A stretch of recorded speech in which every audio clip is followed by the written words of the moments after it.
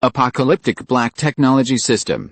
This video is purely for entertainment and does not infringe on copyrights or laws. The rights to the novel and image belong to the original author. We do not claim ownership. Don't like waiting and want to listen to this fanfic in full now? Subscribe to our Patreon, where you'll find the best fanfics. Chapter 151 Recruitment. Recruiting troops. What Lin Yuan didn't know was that when he said these words boldly, these four words were also lingering in Su Ran. So hard he boarded the destroyer, changed into dark energy battle armor, put on other clothes, and then left the destroyer, and briefly explained a few words to the military soldiers who watched him below, so that the military, when Fang brought Li Yilin and the others back, he directly brought them into his own destroyer and left in a hurry. There were also a few secret whistles following Su Ran in the dark. Although Su Ran was aware of it, she didn't care about it, nor did she deliberately shake it off. He understood that it was because the military was wary of him. And it was easy for him to get rid of these people, but if he really got rid of them, wouldn't Li Ji and the others have to return to the frying pan? Su Ran went straight to the second area of survivors at this time. The new capital city was still in the process of reorganization and turmoil, but the information of Su Ran, the alien life, had been entered in various checkpoints in advance, which allowed Su Ran to go all the way smoothly, and came to the second district smoothly. At this time, everyone was talking about the giant ship that had lifted off, and everyone seemed curious and surprised. Of course, many people were talking about the gunfire that erupted in the direction of the Xinjiang military region today. However, the military handled it quite well, and almost no news about the turmoil leaked out. People are just guessing about it, and groundless speculation is obviously no more attractive to everyone than such a destroyer that suddenly launched into the sky. Attention. Su Ran went straight to Dili KTV to find Boss Jiang. When Jiang Peng saw Su Ran, he took out an envelope from his pocket and said, "This is the current activity area and general background of the person you are looking for." Su Ran took the envelope and didn't rush to open it. Instead, she asked in a joking tone, "Is there no one here who plans to see me?" "There is someone behind Jiang Peng." Su Ran knew this before the end of the world, and this time, the reason why he was able to cut into the chaos of the new capital all the way was also inseparable from that person. Su Ran doesn't think that there are people in this world who will help you free of charge and obligatory. However, Jiang Peng just smiled and said, "Mr. Su has eyes, but I'm sorry, that one of mine doesn't think it is necessary to see you now. But you can rest assured that the people you are looking for, only a few people know that you are looking for. We have not leaked any news actually. I wanted to find all these people for you, but after thinking about it, I still didn't do that." Su Ran glanced at the other party, was silent for a moment, and then smiled slightly. "Thank you very much, Boss Jiang." Jiang Peng quickly waved his hands. "Don't dare to be. I dare to answer whoever calls me Boss Jiang. But you can't, Mr. Su. Your destroyer is in the sky. I dare not let you call me that." Su Ran just laughed. Of course he could tell that Jiang Peng also meant to show off the information channels at that moment. They said a few more polite words. And Su Ran took the envelope and hurried out. Su Ran took out the documents inside and scanned them roughly. The information collected by Boss Jiang was very detailed. Not only the area of activity, but also the background was extremely detailed. They even tracked down what their parents and family members did before the end of the world at this time of year. This is not information that Big Brother in one place can get casually. After a quick glance, Su Ran identified a target, which was the closest to him. Su Ran immediately stepped forward, twisting and turning, and walked into a dimly lit former residential building. The residential building was in a mess, and there were even people lying on the floor in the corridors. The population of the new capital is increasing day by day, and the living space becomes narrower and narrower. The person Su Ran was looking for was in the corner of the third floor of this residential building. It was a hill-like man named Hu, who is the chef of a certain restaurant before Doomsday. He was of great stature. He is a fitness expert. Logically speaking, it is not difficult to get a room of his own in such a residential building occupied by survivors, but this guy's personality is a bit kind. Yes, kindness. Although Hu has a big shoulder and a round waist, this guy has a very gentle temper. In Su Ran's memory, he has hardly seen him lose his temper with anyone, and he rarely even had disputes with others. Therefore, even if he has that ability, he will not compete with other survivors for the right to live in any room. However, that doesn't mean it's a good thing he's not from the new capital, but he fled after the apocalypse. In the past month of the apocalypse, he has already developed strong survival skills, and he has always carried guns and ammunition with him. He is a very reliable member of the team and Su-Ran's memory guy. It's a pity that I haven't been able to eat the delicious food that this guy is said to cook in the last life. When Su-Ran found him, this guy was sleeping soundly in the corner. He seemed to have sensed that someone was coming, so he slowly opened his eyes, smiled at Su-Ran, and said, "Brother, are you looking for me?" Su-Ran nodded. Who showed a puzzled look. "Why are you looking for me? Did we know each other before?" Who wasn't worried about seeking revenge, because with his personality, he rarely made any enemies. Su-Ran shook her head. "We didn't know each other before, but I came to you because I wanted to give you a job, 3 meals a day, and a clean place. In short, I want to hire people to hang out with me. If you join me now, you will be a senior veteran, and your salary will not be bad." Su-Ran talked about a lot of remuneration, but he didn't say that he was going to work on a fighter plane. Whose eyes brightened slightly, but then he became a little wary and said, "I don't do things like killing people. Don't worry, our organization is not the kind of street fight organization. It's not that low." Su-Ran promised. Who said suspiciously, "Really? Such a beautiful thing. You don't mean to ask me to be a cowboy?" "No."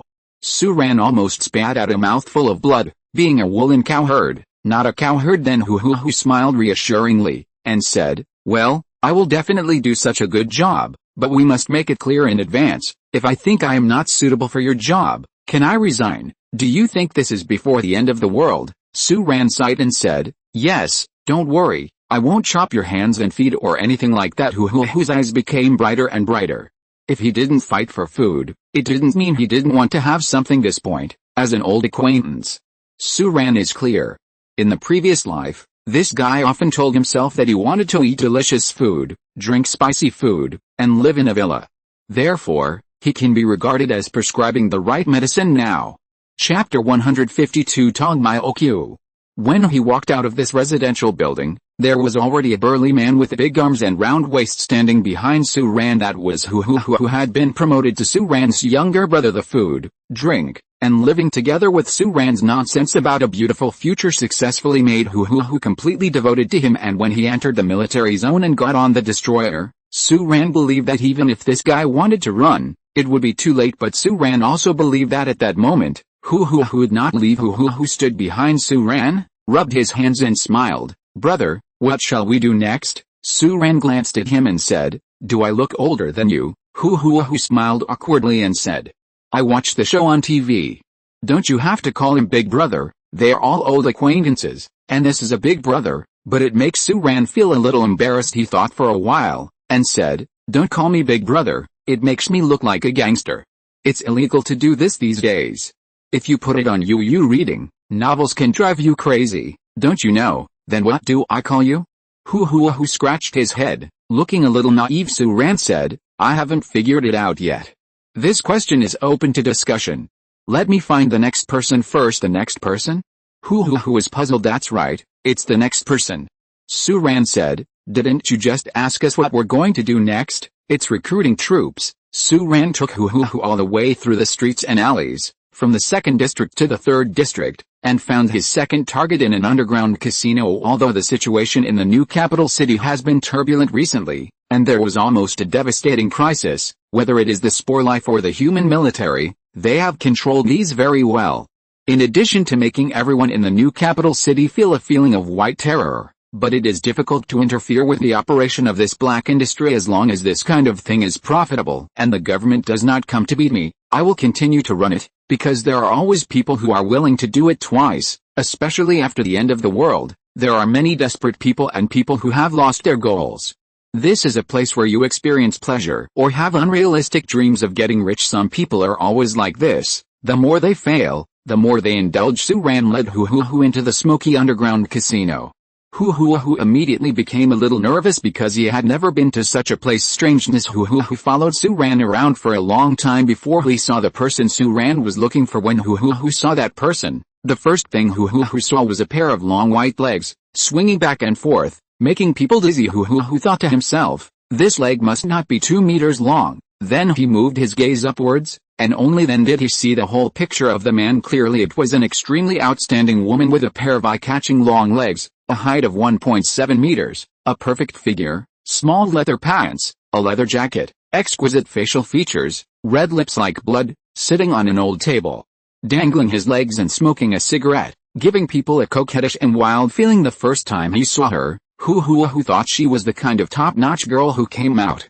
But then he saw two Uzi submachine guns pinned to her waist and the tight muscles on her seemingly slender thighs. I realized that this girl should be a ruthless person. Seeing these two people approaching, the woman turned her head, glanced at them, and said, "I don't trade chips, I don't sleep with you, and I don't spend money with you. If you don't want to die, stay away from me." Misunderstood. Faced with this blunt response, Su-ran smiled slightly and said, "I'm here to invite you, Tongmaya Okyu." Invitation, what do you mean? New pattern? The woman named Tongmaya Okyu frowned. Exactly. Su-ran stretched out her hand. "I'm going to start an organization recently, and I'm short of manpower now, so I came to you specially. Are you interested in doing it with me?" The underground casino was dimly lit and smoky, but a beauty like Tongmaya Okyu naturally attracted people's attention. When they saw someone coming to talk to Tongmaya Okyu, many people also paid attention. Someone laughed lowly and said, "Is this here to strike up a conversation?" You're so courageous. It seems that you just came here. Can Sister Tong strike up a conversation with anyone? The unlucky ghost from last time is said to have been seriously infected and half dead. There's a good show to watch. Tongmaya Okyu also laughed when she heard the words. She brushed her hair, looked Su-ran up and down, and said, "Are you joking? Create an organization. Do you think it's a construction union for playing games?" I'm here. Well done. I'm not interested in playing house with you. Unlike the cook who. Tongmaya Okyu is a real combatant. Before the end of the world, she was a mercenary. She was an orphan and was adopted by an old man for a while before becoming a mercenary. At that time, she came back to visit the old man, but she was left in the new capital. Her last relative died in the initial chaos, and she became imminent of the underground world of the new capital. Casino people call it the poisonous rose with thorns. However, Su-ran knew that although this girl was full of bad words, acted like a bad person, and acted rather ruthlessly, she was still quite good to herself. They only formed a team when the new capital city was broken. When we get together, we can be regarded as old acquaintances. To deal with him, Su-ran already had a countermeasure. He smiled, stretched out his hand, and said, "Miss Tong, I'm not playing tricks. I represent the military of the new capital city. I'm currently recruiting for a special department. Members, I'm sorry, I can't provide valid documents due to special reasons, but when you enter the military jurisdiction with me, you will understand that what I said is true. Moreover, if you are willing to join us, we will give you the treatment of special forces in the army. Food rations are sufficient, a hot bath can be guaranteed for 3 days, and we will provide you with a living space with a total area of more than 100 square meters, and won't restrict your actions too much." Su-ran looked at each other with a smile. He knew that this girl had a special obsession with bathing. In the process of forming a team, her most frequent need every day was to take a bath. Apart from that, this is really a good and reliable teammate, and it looks good. There is only a living space of hundreds of square meters. The interior space of a destroyer is large enough. Tongmaya Okyu was also taken aback when he heard these words. "You mean the military wants to recruit me?" She didn't doubt the authenticity of Su-ran's words, because in this case, Su-ran didn't have the meaning and need to lie to her. Chapter 153. The person who poached you in front of you. That's right. Su-ran smiled sincerely like a big bad wolf. "Join us, and you will have an infinitely bright future. Cooperation with the military, isn't that considered a military relationship?" But at this time, Su-ran noticed a somewhat resentful gaze. It came from who behind him. The former chef thought to himself, "This treatment is not right. What you told me is not right." In fact, Su-ran promised him the same treatment from the bottom of his heart. It's just the difference in what level and what to focus on. Therefore, he directly ignored who's gaze and stared at Tongmaya Okyu in front of him. Tongmaya Okyu looked a little fiery. Of course, there are many people staring at her like this every day. And the reason for the enthusiasm may not be because of Su-ran's eyes. Tongmaya Okyu took a puff of cigarette, spit out a beautiful eye circle, glanced at Su-ran, and asked casually, "Joining the military, you can take a bath in 3 days.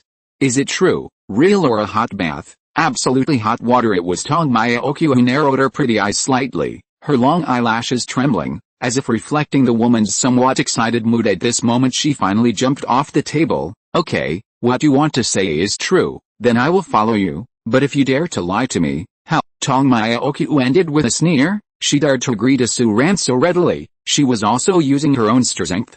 Although Su-ran and who were two people and they were still men, She was confident enough that if she really made a move, he can easily bring down both of them. Su Ran, of course, if she knew that Su Ran had only one-on-one an army, she might not think so. This scene was beyond everyone's expectations. Ongoing, the poisonous rose was taken away. It's normal, haven't you heard? That's someone from the military, and when leaving the underground casino, there was a small episode. The person in charge of this place ran out. It was a man in a white suit, in his 30s. He seemed to have heard about the situation. With an apologetic smile on his face, he said to Su Ran, "Where are you from? I'm afraid it's not right for you to take people away casually from my place. I also want to talk to my boss. Brother, don't make things difficult for me."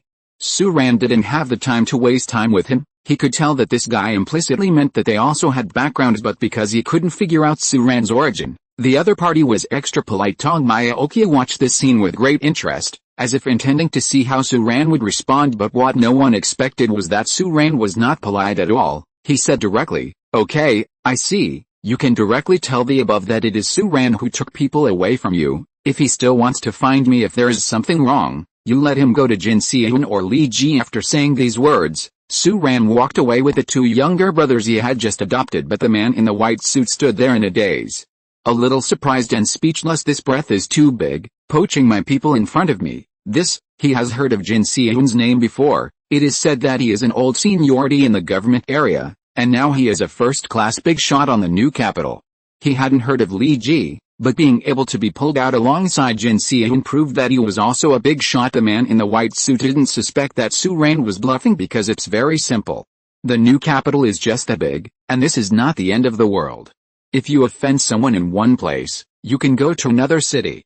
If Su Ran cheats on him, you can check everything in minutes, and you can run away.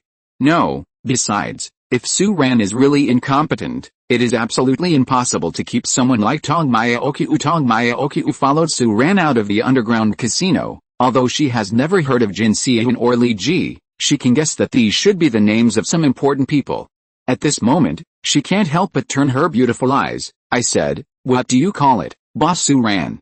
Su Ran said very seriously, "Calling me the boss is like a black club, easy to 404. Although she hadn't really arrived at the military area, Tong Maya had already believed most of Su Ran's words, pursed her bright red lips, and asked quite provocatively, "Then little brother, what should I call you?" Su Ran, who was walking in front, paused slightly. After a moment of silence, he stepped forward again, and then there was a voice, "You can call me Commander. If there are books, it will be long, and if there are no books, it will be short." Besides Hu and Tong Maya Su Ran also found several acquaintances. There is a pair of grandfathers, a grandfather in his 60s and his grandson. The old man Zhang Jianguo and his little grandson are called Li Wenyu. They are just ordinary people who depend on each other and have no fighting power. Su Ran found them mainly because he believed in their character. Yes, he is an absolutely reliable person. Su Ran is going to let him handle his own logistical matters. As for Lin Yuan and the others, Su Ran has other arrangements. Besides that, there are two other men who are also Su Ran's old acquaintances. The man's name is Qianguo, also a young man in his 20s. He is a college student of Xinjiang University. He is not outstanding in any way, but he has no obvious shortcomings. Survivors just have a funny personality. The other is a financial accountant of a certain company before the end of the world, named Li Siming, with thick glasses, who was pulled out by Su Ran from a post-apocalyptic cowherd shop. Su Ran only said one sentence, "Take care of food and housing, don't need to beautiful." The thin Li Siming nodded hurriedly and said, "I'll go with you. I'll go with you." He has no special skills, but he is not bad in accounting. The most important thing is that Su Ran knows him and understands him, so he can put full trust in him. He intends to let him cooperate with Zhang Jianguo in managing his logistics. Build a rough skeleton. Apart from these people, Su Ran still has some acquaintances in the new capital, but he either doesn't know them well, or they are old-fashioned people who can't be trusted.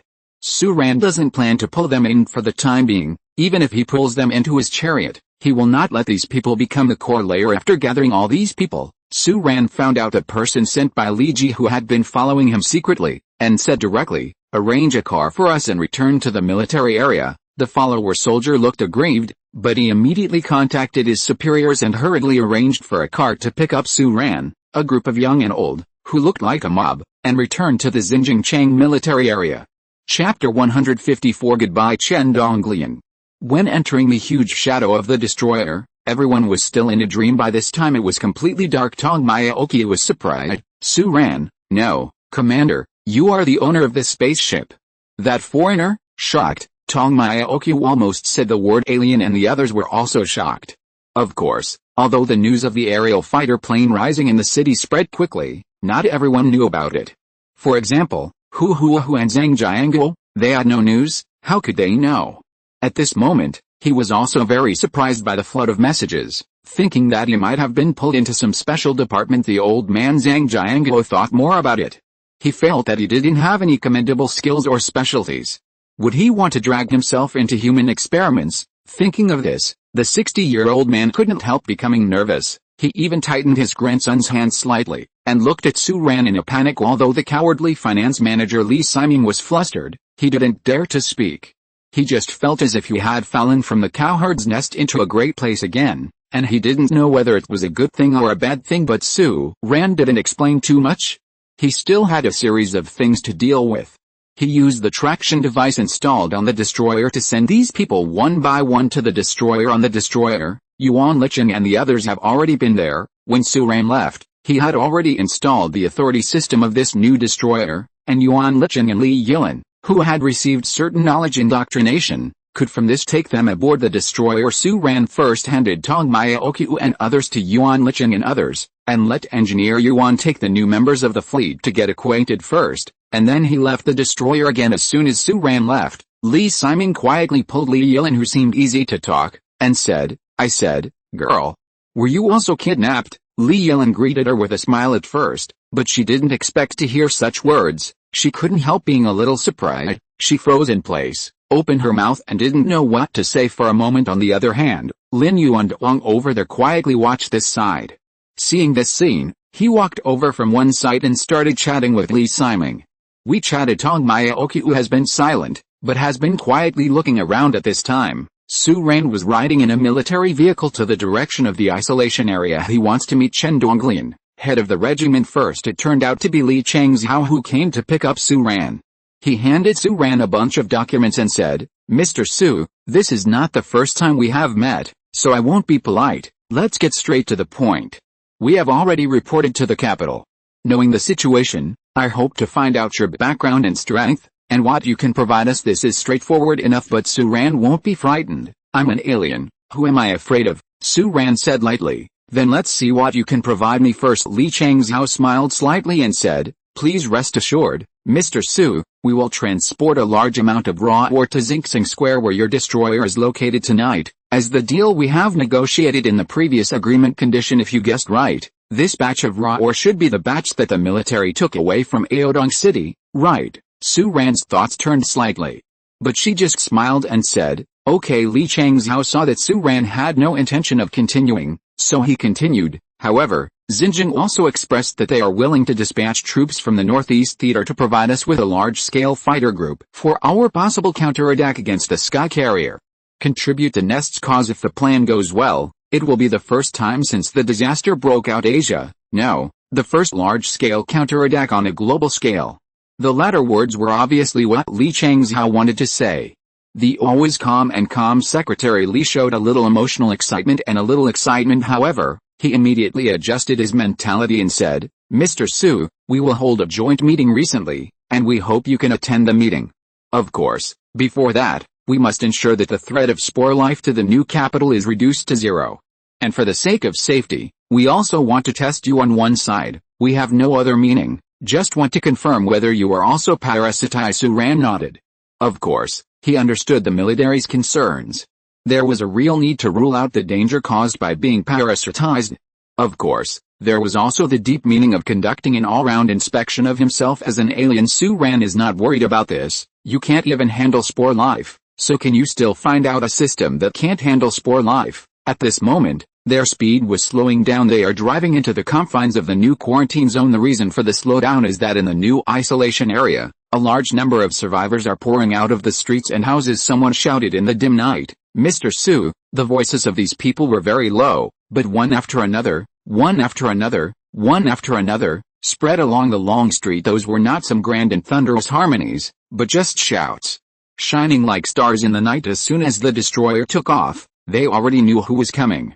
From Bingchang to Xinjiang, Su Ran and his fighter planes have been imprinted in the hearts of almost every Bingchang survivor, and some people even heard that today's new changes in their quarantine area, the improvement of treatment, and the lifting of the quarantine all have a huge relationship with Mr. Su's arrival. Li Changzhou frowned. Who leaked the news that we are coming? Too bad no one answered this question. Su Ran lowered her head quietly, not responding to any shouts or glances from outside. The vehicle drove past a boiling crowd and stopped at the gate of a former police station where Chen Donglian stayed. According to Li Changzhou, Spore Life gave some kind of medicine.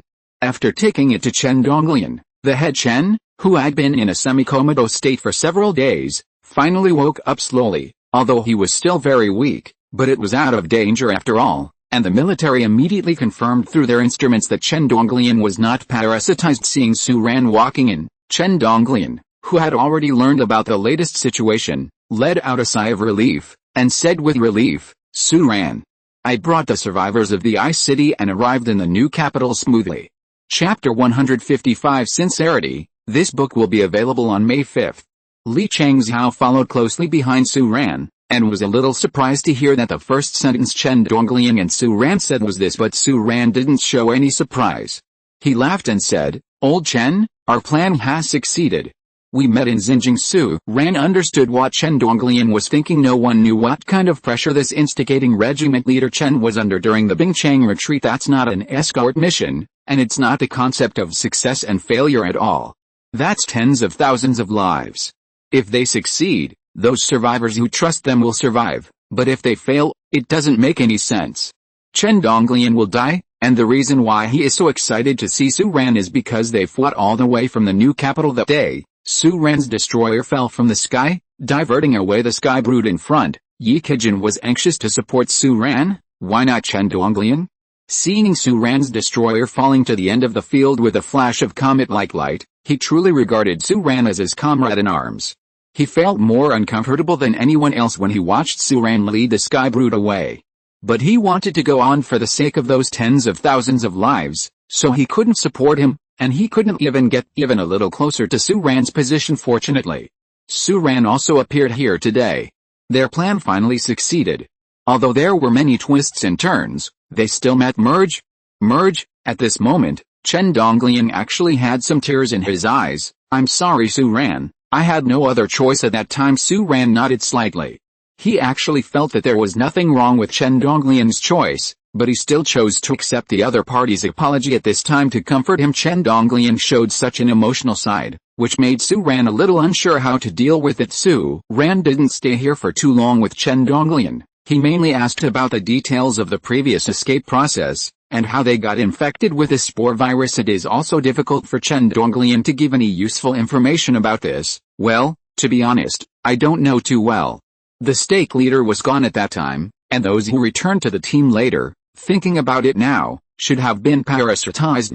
People know how much of what they say is true and what is not. Seeing this, Su Ran didn't ask any more questions, but said in her heart, I guess I need to find some time to have a good talk with the Spore Life, but now is not the time. Su Ran immediately turned back to Xinjiang Square, confirmed that Su Ran had returned, and Li Changzhou, who had been following Su Ran like a follower, left. Mr. Su, this is my phone number.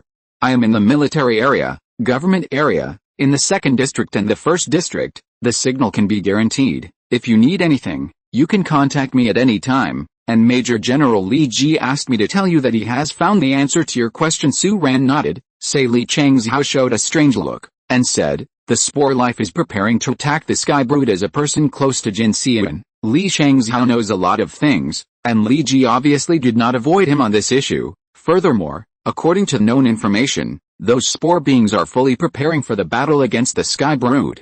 Which is also the reason why they are negligent and easily broken by us, and it was just that seemed odd to him. The Spore Life captured the new capital city. Although they are aggressive, they are limited by the speed of reproduction. Their expansion speed is not so fast. In this case, if they don't hurry up to consolidate the results of the new capital city, why should they prepare human power to fight the Sky Mother Nest? This is a bit illogical. It even seems that a large part of the purpose of they invading the new capital is to use humans' ready-made force to kill the Sky Brood, but Su Ran showed a thoughtful expression from this point of view. The spore life does not seem to lie to itself. At that time, Su Ran hadn't come to the new capital. Even if the spore life set up a trap, it was impossible to trap themselves in it. They really wanted to kill the Sky Brood and the Zerg Legion extremely urgently. Su Ran's heart tightened slightly. No matter why they wanted to kill the Brood so urgently, there must be something dangerous in it. It seemed that he had to hurry up on this point. His position is exactly the same as that of the spore life. No matter, why doesn't the spore life invade the bug and directly destroy it from the inside? Yes, the Zerg is a hive-like operating structure. Once an individual worm is invaded, the chain will be broken, and the Brood will find and kill it immediately. This is much better than humans, and the spore life has not waited to get close. The high-level node bugs have already been wiped out, and there are not many of them.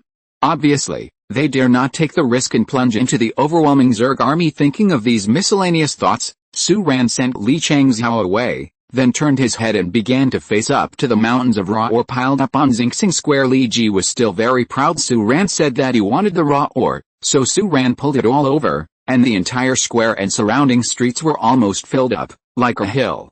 In fact, at this time, there were still many cars on the road. Ship things here. This is something that Su Ran didn't even think of. He thought he had to go to the storage point to collect it himself, and behind Li Ji's actions, there is a very straightforward sentence: I am so powerful. When will my destroyer be available? Su Ran shook her head, raised her arms, and began to harvest these ready-made raw ores on a large scale. The military is preparing for the future construction and long-term development of Xinjiang City, hoarding various resources, and these ores are also one of them. They took risks and transported them back from various places in Xinjiang province, but now they are cheaper. Su Ran didn't cover it up either, so he generously used his watch to collect resources, and the resource points rose like a rocket anyway. This kind of thing can't be hidden. Anyway, the big guys regard themselves as alien bosses, so it won't make people feel particularly surprised if they do anything now, and this kind of thing, unless Su Ran is willing to tell the truth, well, others can only guess. With the strength Su Ran possesses at the moment, no one can arrest him for research and questioning. This is the reason why he is cooperating with the military openly now, and the fact is indeed the case. Seeing the watch in Su Ran's hand emitting bursts of light to take away the mountain of resources. Many high-level and scientific researchers who were secretly watching these pictures were shocked and speechless. Someone said convincingly, he definitely has a storage space. It may be the top-level space folding technology, or it may be a microscopically controllable wormhole. It's incredible. If you're listening to this novel on a channel other than Fanfic World, it means they downloaded and uploaded it without effort. We cordially invite you to visit our channel, Mundo Fanfic Novelis. There you'll find the original version of this story, and you can explore many other novels of various genres. We're waiting for you to immerse yourself in a world of incredible novels. Chapter 156. You just take a ship. Chapter 156. You just take one. The exclamation of the scientific researcher was not heard by Su Ran, but he couldn't hold back his smile at this moment. After collecting the resources below and returning to the destroyer, Su Ran's state can be described with the 4 words of being happy. Lin Yuan was slightly taken aback when he saw him, and said, "Commander, why are you so happy today?" Of course Su Ran is happy. This batch of resources from the military has brought an unprecedented increase in his resource points, and now the total number of resource points in his hands has abruptly broken through the 20,000 mark. Resource points. 21,369 points. Sure enough, cooperation is the kingly way of win-win. There was a smile on the corner of Su Ran's mouth, but he knew that this was achieved on the basis of equality between the two, and this was a special period. If he had told the military that he had a system that needed resource support before the end of the world, he would probably have. Then he was controlled, first to study whether it is harmful, and when the research is done, the global situation has changed drastically, and it is almost the same as Su Ran's current way of obtaining resources. In this way, he is more free and in a better position on a more equal footing. This is what Su Ran wants. He wants to cooperate. At the moment of cooperation, the two must be in the same position. In this way, there will be no conflict before Su Ran becomes stronger, and there will be no conflict after he becomes stronger.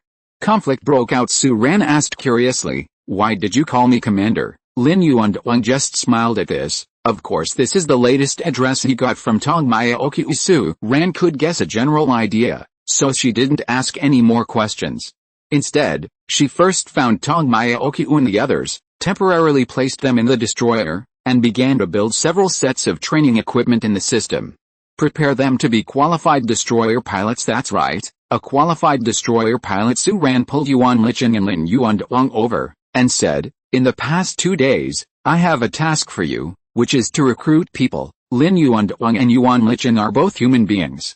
When they heard Su Ran's task, they didn't show any surprise, and nodded one after another. This is of course the reason why Su Ran asked the two of them to do this job. The people we recruit must agree to 3 conditions. First, there is no military or government in the northern border. Second, there are no factions and connections. Third, not a cold-blooded Lone Ranger. Listening to Su Ran's series of words, Lin Yuandong and Yuan Licheng's hearts were shaken. They couldn't be more clear about what these 3 conditions mean. Su Ran is going to build his own army. Su Ran paused slightly, and said, besides, don't form gangs.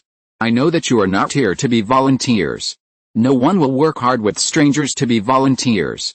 I will definitely give you enough good conditions. Not only you, everyone will get something from me that the army and the government can't get. But not at this stage. I think you should also know that the Sky Brood lies across the northeast wilderness. Only by annihilating them can we go to the next step. So now I need to twist into one force. After that, I can say anything as for how you recruit people. I'll give you some advice. It can be said that when you come, you will be the crew of the Sky battleship, or even the commander. Lin Yuandong and Yuan Licheng looked at each other. A lot of thinking flashed in their eyes, but they nodded without saying anything. Lin Yuandong said, we will start tonight, okay? Su Ran replied. At the moment, Lin Yuandong and Yuan Licheng left one after another. There was a sense of scrambling between these two people as they walked. After all, in their opinion, whether the matter is handled well this time will affect their own in Su Ran's image and status here, and Su Ran sent them away. Su Ran sat on the main driver's seat of the destroyer for a while, but slowly stood up, left the destroyer, and began to release the battleships one by one. That night, countless people were terrified because many people did not expect that one destroyer was launched in the new capital during the day, and 2 more destroyers were launched overnight. The 3 destroyers are displayed above the sky of the Xinxiang Square in the new capital city, like giant leviathans entrenched in the sky, looming under the night, exuding a frightening sense of danger and coldness. These were actually built before in Bingcheng, and there was one awakener that hadn't been released. That was Su Ran's final battleship, and he didn't intend to reveal it so early. As the 3 destroyers lifted off into the sky, Su Ran also had a dreamlike feeling in the previous life. He was still a duckweed in the apocalypse, and could only flee hastily, but in this life, his fate seemed to be in his own hands. Looking at the remaining 20,000 resource points on the wristwatch, Su Ran's eyes darkened. With 20,000 resource points, he wants to create a Sky Corps, Sky Brood, Zerg Legion. Then I am the Black Technology Steel Legion. At this time, Yuan Licheng and Lin Yuandong hadn't left the military area yet, and they looked excited at the 2 huge sky fighters slowly rising into the sky behind them. Lin Yuandong said to his younger brother, look, I just said, what Su Ran means today is that everyone can have a battleship. We follow Su Ran. This way is right. Even if we die in the future, we will also not an unknown pawn swallowed by the army of Black Beetles, but a warrior who fell into the sky with a giant ship. His little brothers were also very excited, with the destroyer ships in the sky reflected in their eyes. No one could have imagined that Su Ran had so many destroyer ships, and no one could have imagined that they could have a destroyer belonging to Su Ran after following Su Ran. Their sky fighter, nothing is more convincing than this. With a battleship in the air, Lin Yuandong believes that he will be able to recruit unprecedented manpower, and as long as Su Ran still masters this unparalleled technology, it will be extremely difficult for his subordinates to betray. Even Lin Yuandong couldn't think of any conditions for him to turn against Su Ran at this time. If this was before the apocalypse, money might move Lin Yuandong, but this is the apocalypse, the era of catastrophe. Who betrays Hong Kong's battleship attack group? At the same time, the most eye-catching thing is the military. Not long after Su Ran's destroyer took off, Li Ji sent a commissioner, a brigade-level cadre. It can be seen that he attaches great importance to Su Ran, and he came up and said, Mr. Su, our resources are not vague. Su Ran just waved his hand at this. There are 3 ships in the sky, you can take any one. It will be on the shelves this Friday, and I hope everyone will come to subscribe and support it. Support genuine. Chapter 157 Su Ran in number 039, S-Pancake.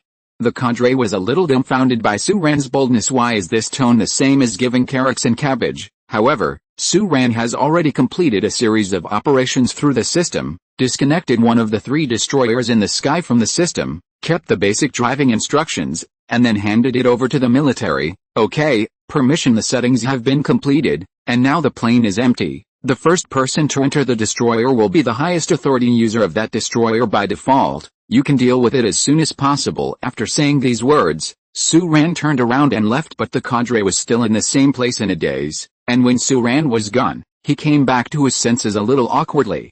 Quickly called Li Ji, and said as if in a dream, that, before he could finish his words, Li Ji on the phone couldn't wait to say, "What are you doing? Did it succeed? Su-Ran gave us a destroyer? Let me tell you, you must finish this matter. My phone is about to explode. That group of gentle scientists are crazy. They want me to give them the destroyer. If you can't do it, I'll ask you." These words, like a cannonball, blocked all the cadre's words. Why are you hesitating? Could it be that Su-Ran turned his back on what he said?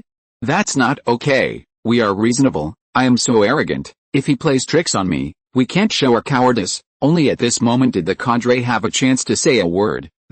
No, the destroyer, he gave it to me. There is no extra word. You hurried to receive the destroyer. This time, Li Ji was silent. He didn't expect that Su-Ran would be so happy. The big tone of Mr. Su before. I think it is really emboldened. This night is destined to be a sleepless night for the soldiers of the new capital. They not only have to deal with the follow-up of the war, but also contact the capital to formulate a battle plan, and come to collect Su-Ran's gift. And Su-Ran was not idle, waiting for the first batch of training machines and equipment to be built, and when the manufacturing sequence was free, he immediately began to invest in manufacturing more destroyers, drones, Nightingale aircraft, and Wind Falcons. Attack aircraft, and a lot of ammunition at the same time. He also released all the training equipment. Those are silver devices that look like hibernation cabins. They use fully immersive VR technology, 100% realistic simulation, and the internal time-setting flow rate is 10 times that of reality. It exists for rapid training learning facilities. Su-Ran loaded the learning content that had been prepared into it, and then called out Tong Maya Okyu and others one by one. Even Li Yilan was no exception. In fact, many people have woken up a long time ago. The movement of Su-Ran's 2 destroyers launching into the sky is not big, but it is not small. Most of these people came here in the last days with trepidation. How could they sleep? Li Wenyu, Zhang Jianguo's little grandson, was full of excitement. Brother Su-Ran, are all the spaceships outside yours? That's right. Su-Ran smiled slightly, looked around the crowd, and immediately said, "Everyone, I know, everyone may not know me, but I pulled you here, even though I was the one attracted by various conditions, but now, you may not know exactly what I want everyone to do." Su-Ran sat down in the back seat, looking a little casual for Tong Maya Okyu. It was the first time for them to know Su-Ran, but for Su-Ran, the people standing here were almost all his old acquaintances. He knows their characters, personalities and preferences. He knew these people, and he gathered these people not only because they were trustworthy people who knew everything about them, but also because of the past life. Su-Ran is also human. He also has his own selfishness. He hopes that the people related to him can live smoothly. Even if this is difficult to achieve, he also hopes to let these people get rid of the struggle to survive in the previous life, without hope and light. Life, Su-Ran said, I haven't talked to you until now. I really have too many things to deal with. But after these few hours, I think everyone has seen what I am, what I have, and everyone may have their own guess. Then, what I can say is that I'm not actually in the military. I'm just someone who cooperates with the military, and that's why I want to form an army that belongs to me. That's right, you heard me right. I want to form an army that belongs to me, and you are one of the members of my legion that I have chosen. I cannot promise a bright future, but what I can promise you is that everyone will be an important member of me here. Some of you, there's even an opportunity to fly a destroyer like this. Yes, I mean, you can become a captain, and those who don't become captains will have the same position. These words made many people look surprised and excited, but Su-Ran continued, so, in my place, food, drink, hot bath, everything will be provided, all will be provided in the ship, and the military that is in a cooperative relationship with us will also provide us with supplies. As for where to live, you don't have to worry about it. However, this is also risky. Because our opponent Zerg, please don't get me wrong. The Zerg mentioned here is not the concept of one Black Beetle or two Black Beetles, but an army of Black Beetles like mountains and seas. I don't think I need to go into details about the risks involved in the huge brew that travels through the sky. Of course, the powerful force and technical support I provide to you will also ensure our war against the swarm to the greatest extent possible, and behind us is the support of the military if we win and survive to the end. I don't think I need to say more about what we will have, as everyone can see it. So, the good and the bad are here. I will not force you to choose. However, if you are willing to stay, I hope that we can become family members and comrades in arms and trust each other, but if you choose to leave, I will not force you. Will force it. Suran's words can be said to be quite sincere. He laid out both the good and the bad for everyone to choose. These are all friends who have walked side by side with him and back to back from the sea of corpses and blood in the previous life. He will not force or deceive. After Suran's words, everyone fell into silence. In fact, most of these people are ordinary people, like Hu and Zhang Jianggu, who have never imagined in their life that someone would stand in front of them, trust them, and let them be the captain of a huge warship. Chapter 158 Resource Allocation. Because of these reasons, for a while, a needle could be heard quietly in the destroyer. Suran didn't urge her, but just waited quietly for Lin Yuanduang and Yuan Lichen. Suran did not give such a choice or opportunity, because they joined for the power in Suran's hands, but these people are different at this moment. Even Li Yilin didn't speak immediately, but Tuamaya Okyu was the first to respond. The sexy former mercenary smiled, with bright red lips like those in the last days, outlining a thrilling and charming smile, and said, "This is such a kindness, I really want to try to be a female captain." "Try, but don't dislike my poor sailing skills." Tongmaya Okyu's heart skipped a beat. What she saw was not danger, but infinite possibilities cooperating with the military. She has a lot of black technology resources in her hands. Although she doesn't know where Suran got them, she is a mercenary who knows what it means in this turbulent era. Therefore, Tongmaya Okyu only hesitated for a moment, and immediately agreed. Who immediately followed suit and said, "I've come all the time, so why don't I go?" What who didn't say was that anyway, a small character like him would have no way out if he didn't follow Suran. He could only sleep in the corridors of residential buildings and live on the supplies distributed by the military and the government. He was not a brainy person either, and don't like to fight and snatch others. Following Suran seems to be his best chance to change his destiny. And as Tongmaya Okyu and who spoke, other people expressed their opinions one after another. Li Yilin had some admiration for Suran, and she followed her to this day, and she would not back down at this time. But a cowardly financial accountant Qi Guoan also agreed without hesitation. In his opinion, this is clearly a golden finger that fell from the sky, and it will undoubtedly change his hard-working fate. Transition, from a cowherd to a bully. The captain of a destroyer, that's a good thing. And the risks involved. In this world, is there anything without risk? Only Zhang Jianggu, who is pulling his grandson, showed a hesitant look. He is different from others. He is older and has a little grandson by his side.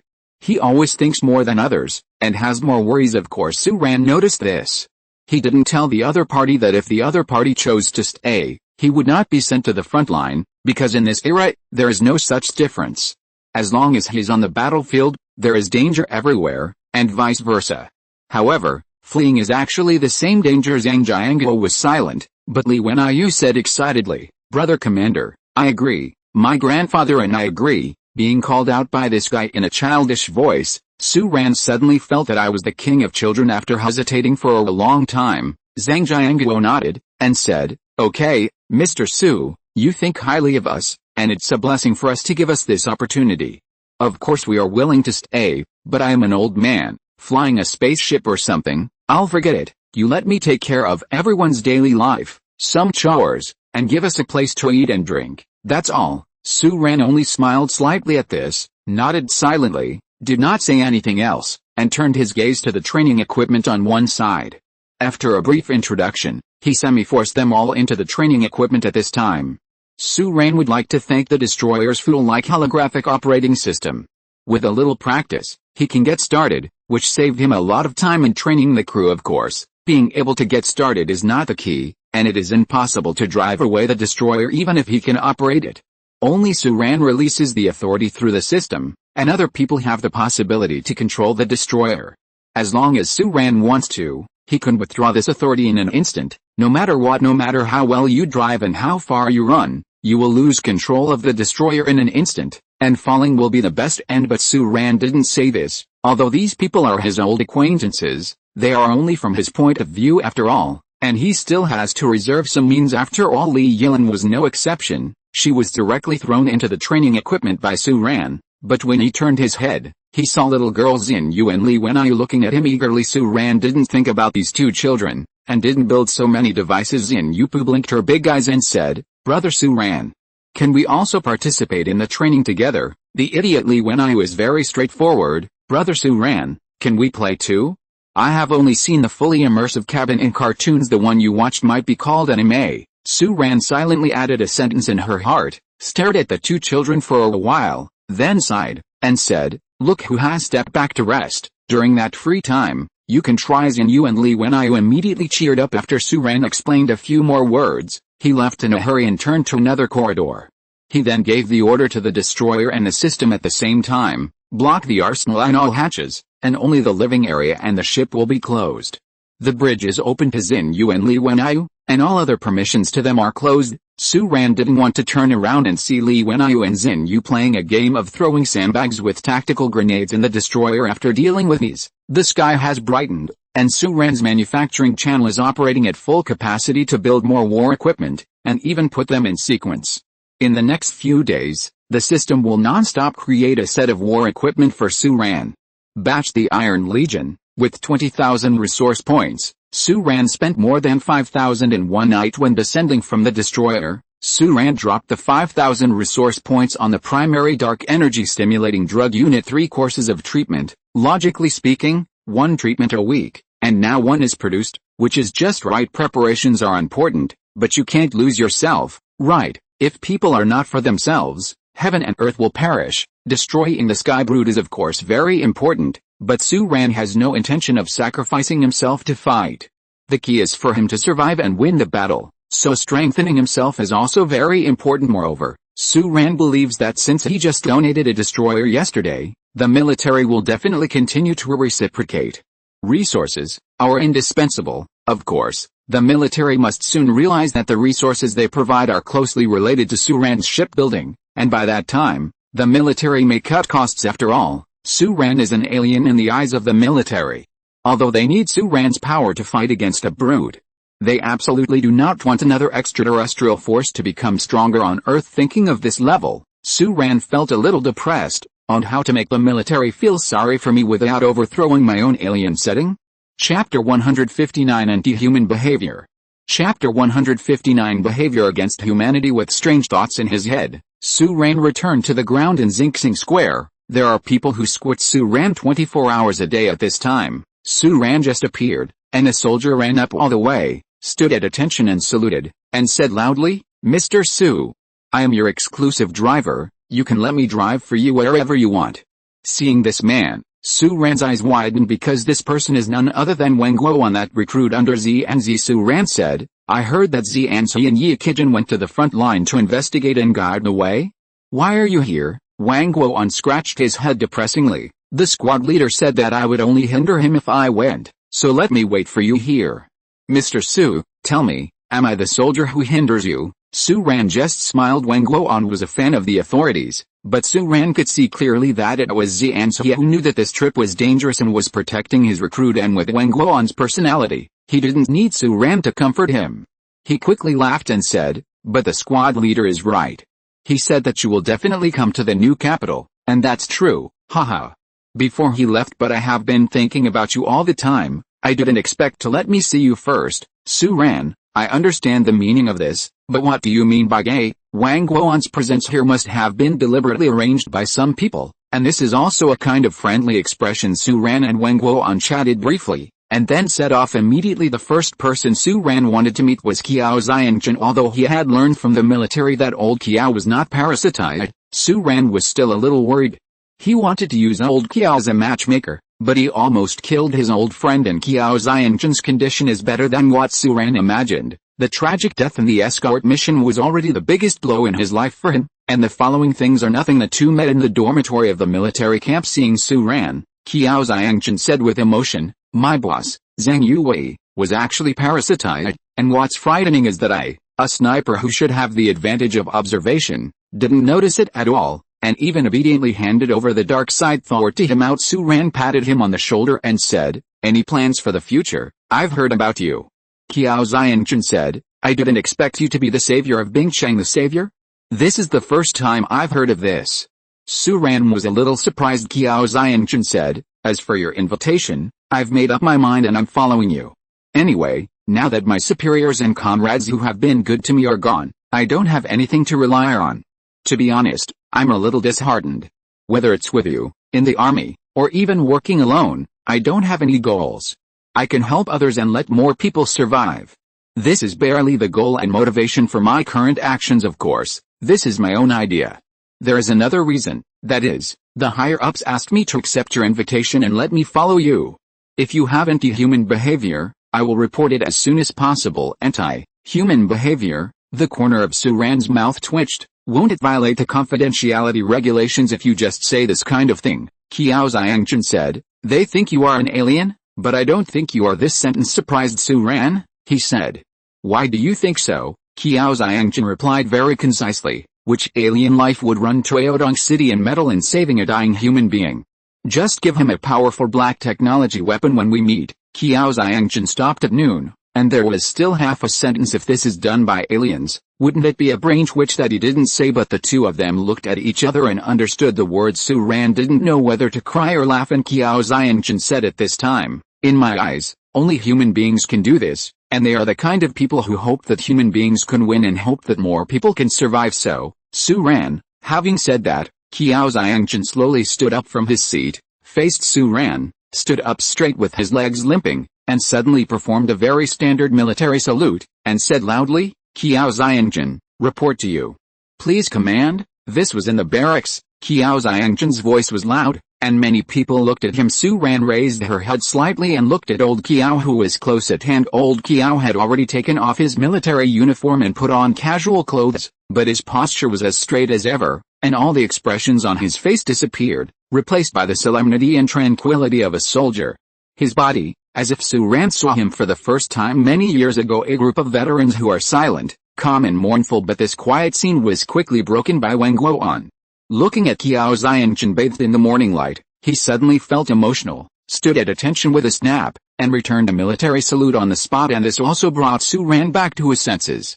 He stood up, faced old Qiao, and slowly gave a non-standard military salute, saying, it is my honor to have you join. He wanted to say a few witty words, but when he said it, he became serious. At that moment, Su Ran took Qiao Xiangjun all the way back to Xingxing Square, and settled down the big sniper first. Along the way, Qiao Xiangjun was surprisingly silent.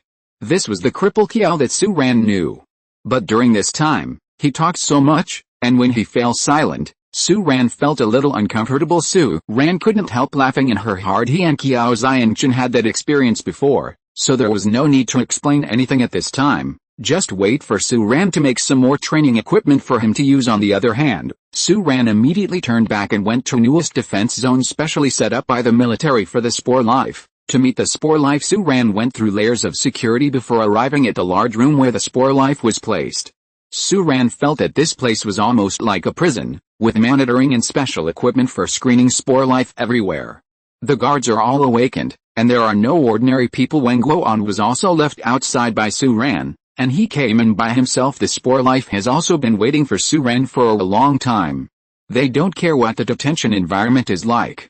To be honest, they give Su Ran the feeling that they don't care about the military blockade at all, as if they can break through immediately if they want to. Staying here is only because he and Su Ran have reached a cooperative relationship, so he will not act rashly and waste the time of both parties. Available tomorrow. Chapter 160, The Fearful Person. Today, Spore Life was very polite and only sent one person to talk to Su Ran, so as to avoid the weird state of communication at the intersection of Yushin Road. Before it was a beautiful woman who said, my human name is Liu Tingting. Of course, you can also call me P.O. We decided to send me here because my human body is well developed. In the concept of human beings, well-developed and beautiful women can often quickly shorten the distance between each other in dialogue and establish a good relationship. Of course, if you don't appreciate this kind of human aesthetics, I can change it immediately. Why are they entangled in such a strange place? However, Su Ran is not an alien, he has no strange aesthetics. Liu Tingting is indeed very beautiful, but thinking that this was a beautiful girl, but now her body is occupied by them, Su Ran still feels a little uncomfortable, but he didn't say anything, but went straight to the point. Tell me, what plan do you have about annihilating the Sky Brood? Liu Tingting has long been prepared for this, and it said. What we have to admit is that in the current stage of the war, with our current number, the combat significance is not great, and we will not take the risk of entering the area where we are attacked. Locked up, the bodies of those stupid bugs. Su Ran noticed that this guy used a very interesting word, locked. This confirmed the military's speculation from the side. The Sky Brood was indeed trapped there. What exactly is trapping them? From the perspective of they, I should understand this, at least know what they are talking about. Therefore, Su Ran, who is actually at a loss, really doesn't know how to get the information he really wants, but Liu Tingting didn't think about it so much. It continued to talk endlessly, explaining their three-party joint plan to Su Ran in detail, and said, we must hurry up, otherwise, wait until those stupid bugs really make trouble big, you and we can't stay on this blocked planet, then we are all finished. If I'm not wrong, your main ship is gone, right? You can't go deep into the starry sky at all. This is you the cause of helping humanity. Speaking of this, Liu Tingting had a confident expression, as if she had already figured out Su Ran's details regarding this. Su Ran really wanted to say, it's not that my main ship is gone and I can't go deep into the starry sky, it's because my starry sky battleship has never been built. Su Ran said, I will consider your plan, don't worry, I know the danger of the matter, but everyone's position is here, no one can really follow another's plan, only a balanced cooperation can be negotiated. And, there's a key point here, you are afraid of being trapped in it, and I am also afraid of being trapped in it, there is no way to solve this. And I will not take risks. This was Su Ran's concern, and it was also the reason why he came to see the Spore life in a hurry. The Sky Brood and its legion must be destroyed, but the Zerg legion is really trapped in the northeast wilderness. What if your own army is also trapped inside? Regarding this, Liu Tingting said, you don't have to worry about this. We have been trapped inside for so long, and many characteristics have already been figured out. Having said that, it looked at Su Ran warily, as if it felt that it had said something wrong, and then continued, you don't need to lie to me, you just came out of it. I know what you are thinking. Since we have cooperated, we will not think about other thoughts. It is not good for you or us to think about other thoughts now. We are not fools. Su Ran didn't say a word, he just looked at the other party with burning eyes. This question is very important, it's a matter of life and death, he can't pretend to understand, he has to figure it out. Liu Tingting thought it was because of Su Ran's distrust, so she sighed and said, if you want to avoid being trapped, the method is actually very simple. There is only one rope. Humans have a metaphor called life-saving straw. This is probably the reason. If you hold the life-saving straw in your hand, you will not be trapped, and you will not meet a group of cowards who are about to go crazy. Here, the life-saving straw can be a signal or a human wall, as long as you have a stable and interactive three-dimensional state, because in this case, the coordinates are not isolated, the time is continuous, and there is a three-dimensional connection. The group of stupid bugs are isolated, so they are stuck in it and cannot get out. This is the reason why we dare not invade them. On the one hand, our numbers are not enough, and the invasion of this hive-like species is likely to be instantly found and instantly wiped out, and the other side is this: you know this better than me. Those bugs have been bumping around for so long, and it will be troublesome when they also discover this pattern. They are trapped in the living information channel of the Sky Brood, and they can revitalize the Zerg army in the entire blockade. Su Ran stared at it, as if trying to figure out the credibility of these words. In fact, Su Ran didn't quite understand what this guy was talking about, but then, he suddenly asked, what are those cowards who are about to go crazy? From what the other party said just now, Su Ran keenly realized that the modifier Liu Tingting used was not referring to bugs, but something else. Liu Tingting showed surprise, and looked at Su Ran strangely, but said nothing. Instead, she immediately explained, they are a group of powerful civilizations that have almost reached the peak in the field of science and technology, and have glimpsed a corner of the four dimensions. These words shocked Su Ran's heart, and he ventured to ask, then why did they become like this? Liu Tingting asked back, why did you become like this? This is a question that Su Ran can't answer, because in the eyes of the Spore life, he also symbolizes an extremely powerful civilization, which is just declining now. Su Ran felt that she was going to go dark on this road of pretending to be an alien, and Liu Tingting seemed to have no hope of Su Ran's answer at all, and immediately said, I don't know what the Milky Way is like now, but in our era of crisscrossing the Milky Way, even civilizations of the same camp must guard against each other. There are dangers everywhere. No matter how powerful a civilization is, it may be destroyed once and disappear forever in a splendid galaxy without even a trace. You don't know what happened to those cowards, and I don't know, but we only know, they are vigilant and hiding something, even hiding in the corner of the earth, not even daring to interfere with the development of mankind, hiding forever. Ask for the first order. Ask for a recommendation ticket. Ask for a monthly pass. Ask for all kinds of support, it's on the shelves. I hope everyone can give it as support. The genius remembers the address of this site in 1 second. Mobile version reading website. Chapter 161 7 ships conjoined. What the spore life said shocked Suran, and it was still difficult to calm down when they left their quarantine area. The spore life anxiously wants to get rid of the Sky Brood, because they are afraid that the bugs will reveal the hidden cowards and attract the attention of a powerful existence that can destroy the powerful civilization of those cowards overnight. As a result, it spread to the earth and killed Suran, the spore life and human beings innocently. The cowards are frightened like crazy, so they will hide anything that touches them. The spore life is the unlucky one, trapped in that small village, and the Sky Brood also. That's true, but the size of the Sky Mother nest is too large. In order to hide them, the scope of influence will now be expanded to this point. Suran remembered a saying that she had read on the internet a long time ago. Humans have not discovered aliens. It may not be that they do not exist, but they do not want you to discover them, and they may even be by your side, hiding in the corners of the earth, because the earth is also a part of the universe. It is never alone, but this starry sky may not be as beautiful and gorgeous as it seems. It's like a group. All the bosses are diving, and only Xiao is bouncing around. Suran realized that the weird village he ran into before was not controlled by the spore life. In fact, it might be the opposite. It was controlled by those cowards. Because of the existence of the system, he was not trapped, and even will be trapped.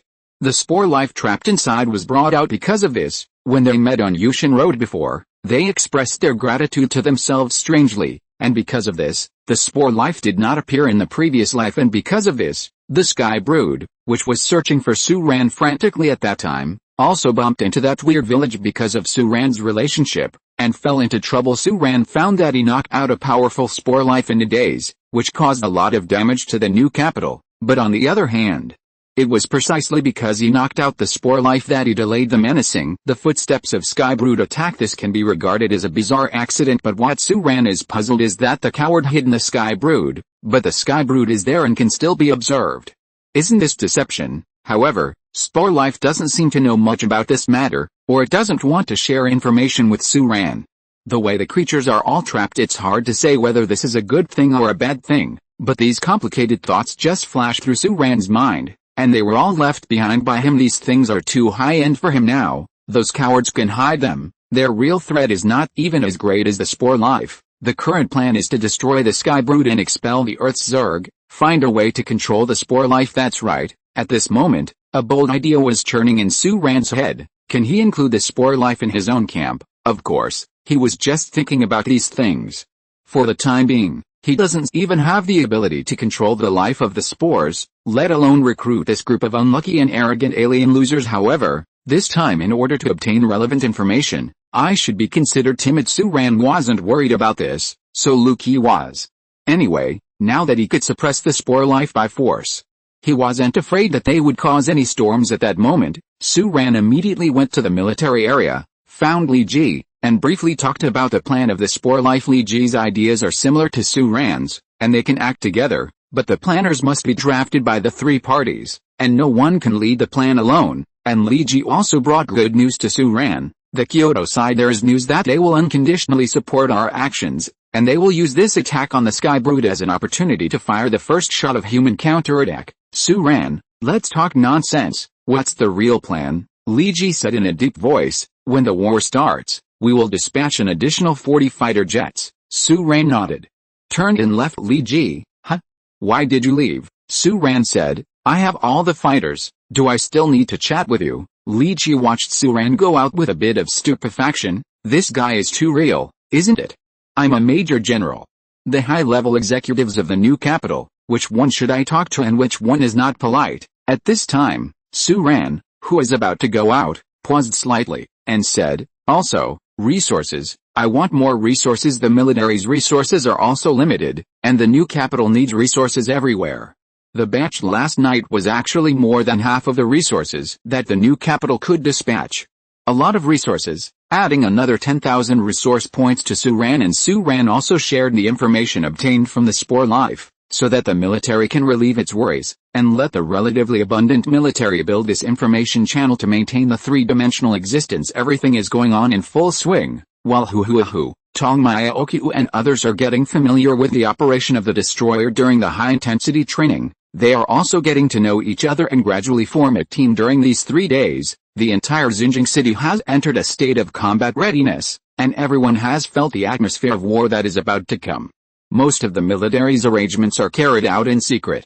Destroyers are visible to everyone. 3 destroyers straddle the sky above the new capital city, which was enough of a sensation, but on the morning of the 28th, a scene that was enough to cause a major earthquake to the entire staff of the new capital city appeared amidst the huge roar. The destroyers rose into the sky under the shocked eyes of countless people, except for the destroyer that was taken away by the military and sent to no one knows where to study. By 10 a.m. on the 28th, half of Xinjiang city had been shrouded in shadow that was the huge shadow cast by the 7 destroyers at the same time. 20 Nightingale aircraft, 20 Winding Falcon attack aircraft, and 3 attack formations, each consisting of 20 Falcon drones.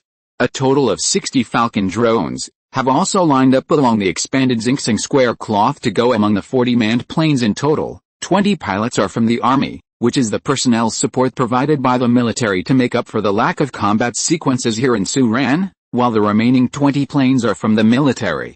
Yuan Lichin, Lin Yuandong, and the others recruited talented civilians and veterans. They controlled half of the Nightingale aircraft and half of the Wind Falcon attack aircraft. Suran reorganized them. 5 Nightingale aircraft and 5 Wind Falcon attack aircraft were mixed into team. A total of 2 fighter attack teams, directly under Suran's scheduled command carrier Kaiming, which had not yet been launched.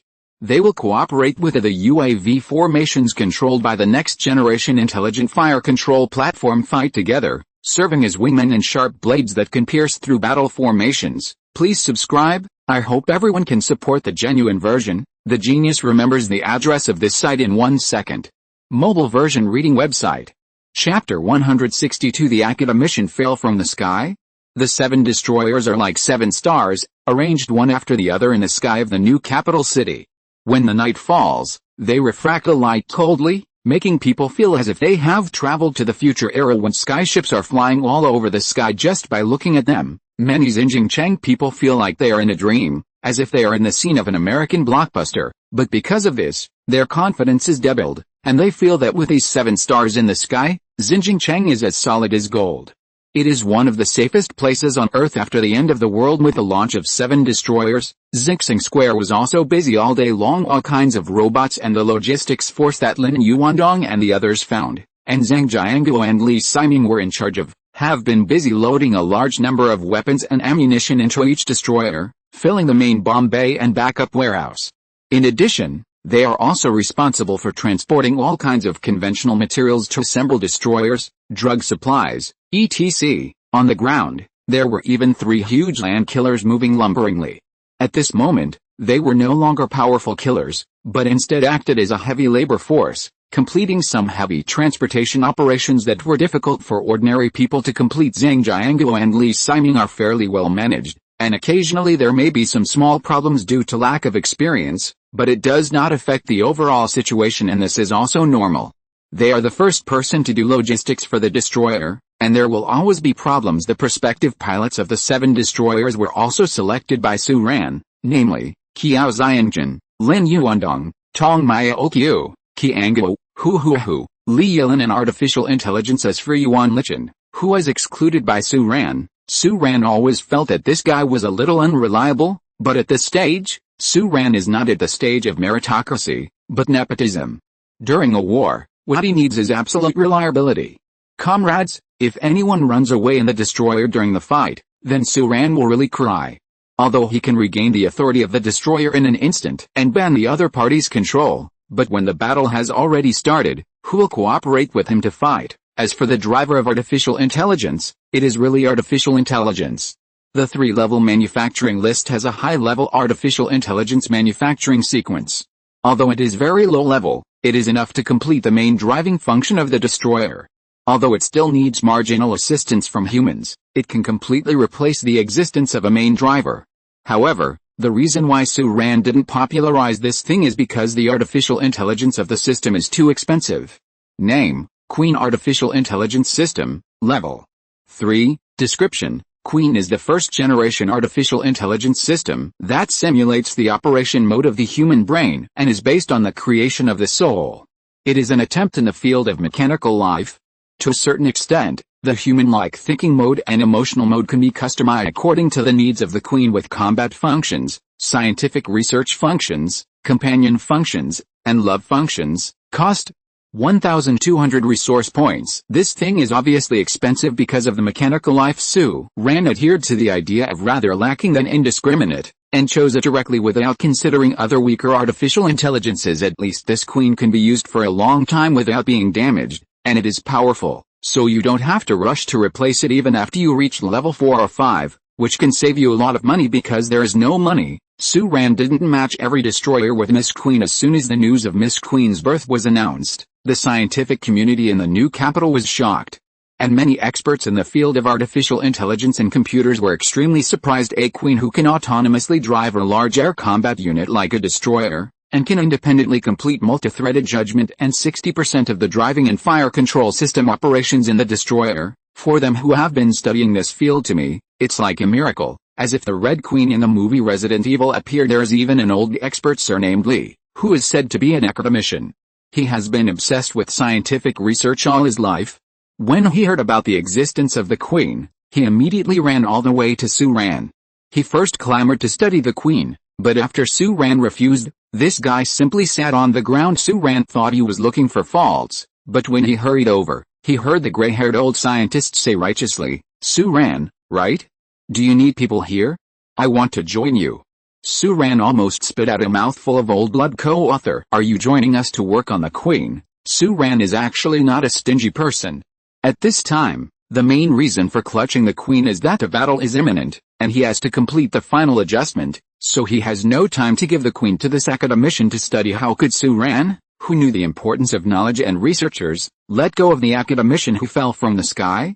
At that time, Suran agreed without saying a word, and his attitude changed. "No problem, as long as you join me sincerely, you can study whatever you want here with me." Academician Lee immediately smiled and waved his hand. "Sincerely, absolutely sincerely, my team will come too." Suran was shocked when she heard this. Co-authoring: This is not just a pie in the sky, but also buy one get one free. The corners of Suran's mouth twitched, thinking that you are not a spy sent by that guy Lee G, are you? But soon, this suspicion was overturned, because the matter here was spread, and a bunch of people came from the military and the government, all of whom came to persuade this academician Lee. "What are you doing? Come back with us, stop making trouble. The battle is imminent, you can go back quickly." "Old Lee, I heard that you are going to run away with Suran. The leader is crazy. If you don't go back, it will be difficult for us, if you don't join them. You can still study the Queen. Didn't you just think about how excited our destroyer is?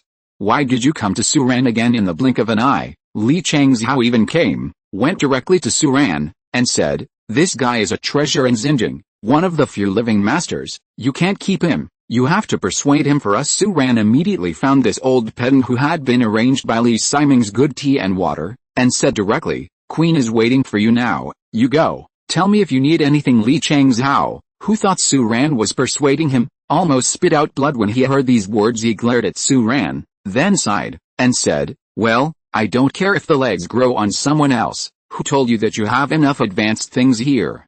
But Suran, I came here today not only for this matter, there is an emergency." The genius remembers the address of this site in 1 second.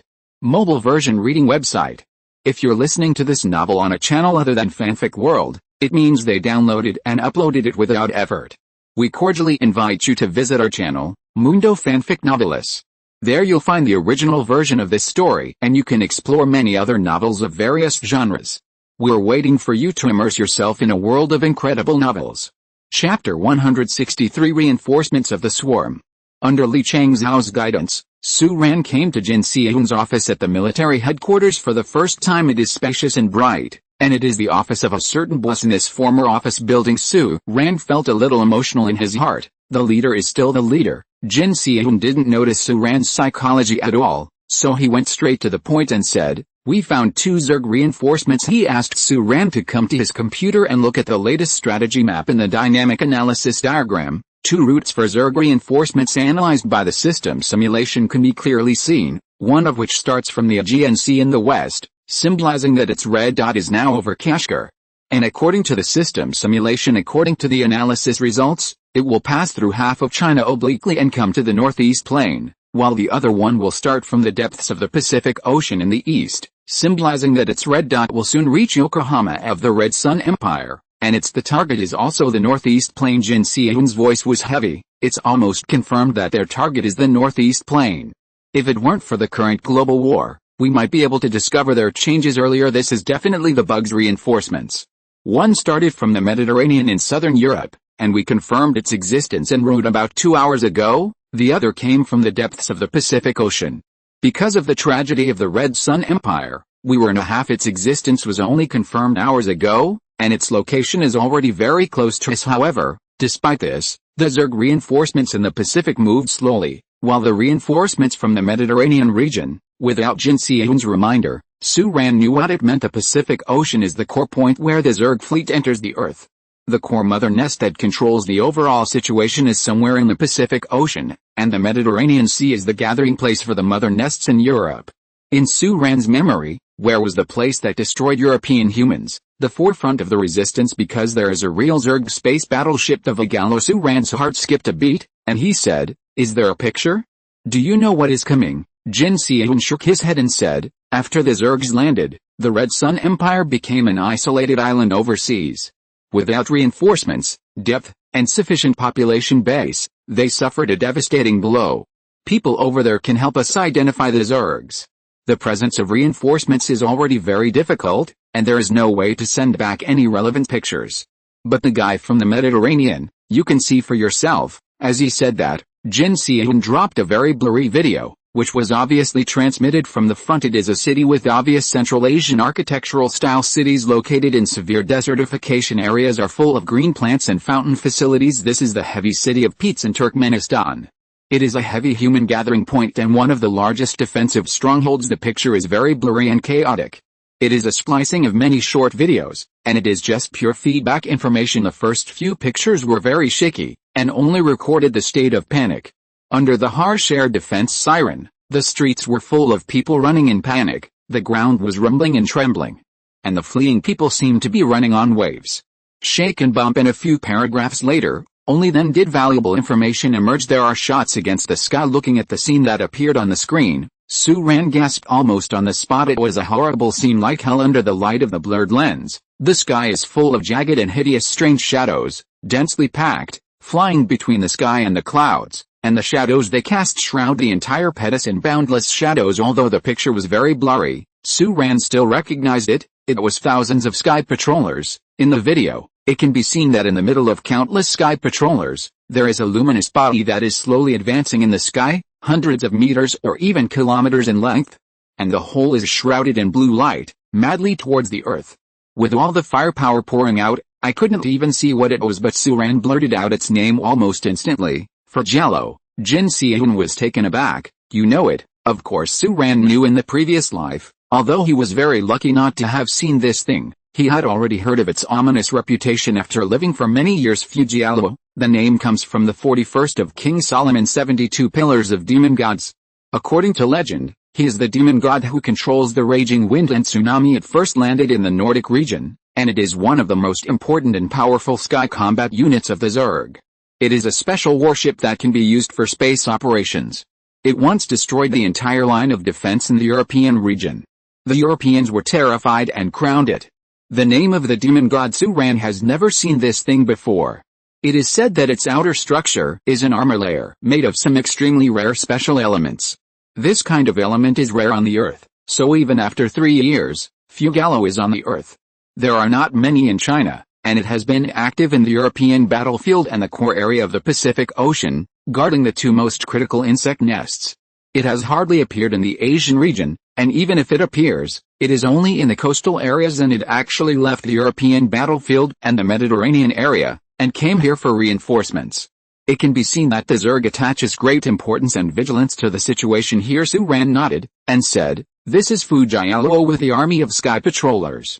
The reinforcements from the Red Sun Empire should not be bad." Jin Xiao nodded and said, "Based on the trajectory, they should bring out the trapped Sky Mother nest first, but when the Sky Mother nest is rescued..." Jin Xiao didn't finish his words, but Su-Ran already understood what he meant, and said in a deep voice, "Our attack plan has to be advanced, and we need to destroy the current army on the northeast plain before their 2 support troops arrive."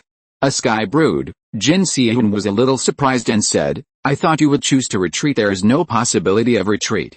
Su-Ran said, "Didn't I share information with you last time? Even if the spore life is exaggerated, their fear is real, and they must not be allowed to stir up trouble here again. Really, if something goes wrong and everyone finishes playing together, that is a consequence that no one can bear, so we cannot retreat. On the contrary, we will not only not retreat, but also take the initiative to attack. Before the 3 Zerg armies converge, we must first defeat for one of them. If this battle is won, even if Fujialo is under the new capital, I think I can have the strength to contend with it. However, the military will not sit still, will it?" With that said, Su-Ran turned his gaze to Minister Jin beside him. The genius remembers the address of this site in 1 second. Mobile version reading website. Chapter 164. The Enlightened One. Noticing Su-Ran's gaze, Jin Xiao was silent for a moment, then said after consideration, "We will use unconventional weapons to intercept these 2 Zerg reinforcements. They are very dangerous, not only for us, but also for Kyoto." What Minister Jin said was vague, but Su-Ran probably understood what he meant, nodded slightly, stopped asking, and immediately said, "Okay, if that's the case, let's get rid of the Sky Brood on the northeast plain first. It's our primary goal." "That's right." Jin Xiao nodded and said, "The fighter plane promised to us by Kyoto will not change. We must determine the combat time as soon as possible and advance the combat plan." When Jin Xiao said to determine the combat time as soon as possible, he actually meant immediately. A meeting immediately started in full swing, but neither the alien creature Su-Ran nor the alien creature Spore Life were allowed to attend the meeting. Su-Ran was in Jin Xiao's office, and the Spore Life was in their control area. They joined the conference through video conference. The meeting ended in just half an hour. The battle plan had already been planned in the previous 3 days, and now it was just preparations and revisions for the early start of the plan. Moreover, Su-Ran didn't understand those military and political twists and turns. During the whole meeting, he seemed very domineering, and even firmly held the dominant position. Moreover, this time, he also got the full support of the Spore Life, and he overwhelmed everyone. If this happened when Su-Ran first entered the city, many officials would probably not care about him, but now that there are 7 destroyers in the sky, who would dare not pay attention to what Su-Ran said? Some people were even afraid that Su-Ran would blow up the new capital city suddenly. The plan was quickly implemented, and Jin Xiao sighed with emotion, and said, "Your arrival may not be a bad thing for us. The lengthy procedure is barely acceptable before the end of the world, but after the end of the world, it can kill you." I don't know how many people. Su-Ran didn't answer the question, and after a few simple words, she hurried back to Xinxing Square. The military has sounded the alarm for the whole city in advance, and spread the combat information like raindrops, so that the soldiers, combatants and survivors all over the city are all ready. When Su-Ran returned to Xinxing Square, he immediately issued an order to spread out the destroyers that were densely packed in the sky. Tong Maya-Okyu and others were very curious after receiving this order. Is Su-Ran going to create another destroyer? Hu was very grateful for his choice at this time. Although he had already talked about today's magnificent scene, after all, only when you really saw 7 sky fighters appearing in the sky at the same time can you realize this. Powerful and unbelievable inside. Lee Simon even said in private, "Sometimes I feel like I am dreaming." From a cowherder logistics leader in a super black technology army, this may be the so-called golden finger. Regarding this, Qianguo said unceremoniously, "You didn't even get involved with the captain, it's too rubbish." But Zhang Jianguo seemed worried. "You say, we are not very powerful people, we have no ability. Why does Su-Ran value us so much? Give us such an important position?" In fact, what Zhang Jianguo said was also a question for everyone. Many people didn't say it because they thought that Su-Ran might have other plans for them. After all, it is no longer a secret that Su-Ran is an alien is spreading in the new capital. Of course, Su-Ran doesn't care about these messy thoughts. Time will tell everything, and he also hopes that these old friends of his can be qualified for the golden fingers he gave them, so that they won't die so early in this life, and live a life of their own. Cumley scattered the destroyers in the sky to drop the Awakener. The battle must be advanced, and his core warships must be released. And advanced destroyers can only be regarded as large-scale fighter jets in the planet, but the Enlightenment is a real battleship in the planet. The behemoth that had been left in the system for a long time finally saw the light of day today. Under the bright sunlight, a streamlined dark battleship was slowly rising from the new capital. The Enlightenment is 123 meters long and 42 meters wide. According to the description of the system, it is a lightweight interplanetary attack ship. It is cold and refracted under the sun, and its overall structure is a long strip of streamlined structure. The position of the bow is more square. Above the main body of the Chiming is a fixed semi-submerged heavy superconducting electromagnetic gun. It is powered by one of the Enlightenment's two small nuclear reactors. The maximum output kinetic energy can reach 96 megajoules. The maximum range of conventional shells exceeds 600 kilometers. At the same time, there are 4 on each side of the Enlightenment's hull. 8 25-unit 122mm Viper rocket launchers are all hidden under the armor plate of the Awakener when they are not activated. Once they are put into use and the protective armor plate is raised, they will look like poisonous snakes. Similarly, sticking out the fangs from the Awakener can shoot out 200 missiles within half a minute. In the fully automatic mode, it only takes 12 minutes to complete reloading. From the bomb storage bay directly above the Apocalypse, it is covered with electromagnetic guns, and at the position connected to the main body of the ship, there is a central diffused superconducting thermoplasma shield, which is the defense system of the entire ship. Once activated, the shield will covering the entire ship like a waterfall of flowing water. In addition to this, there are 2 heavy-duty missile launchers and bombing bays in the belly cavity of the Awakener. Although the superconducting electromagnetic gun carried by the Enlightenment is inferior to the main gun of the destroyer in terms of fixed-point power, its rate of fire is far higher than that of the destroyer. When it starts up, it is a super fort moving in the sky. This is a ferocious and pitch-black behemoth, like a miniature version of a space battleship. At this moment, it slowly lifted into the sky, attracting the attention of countless people. Li Ji even walked out of his combat headquarters, stood on the platform on the 5th floor of the command center and looked over here.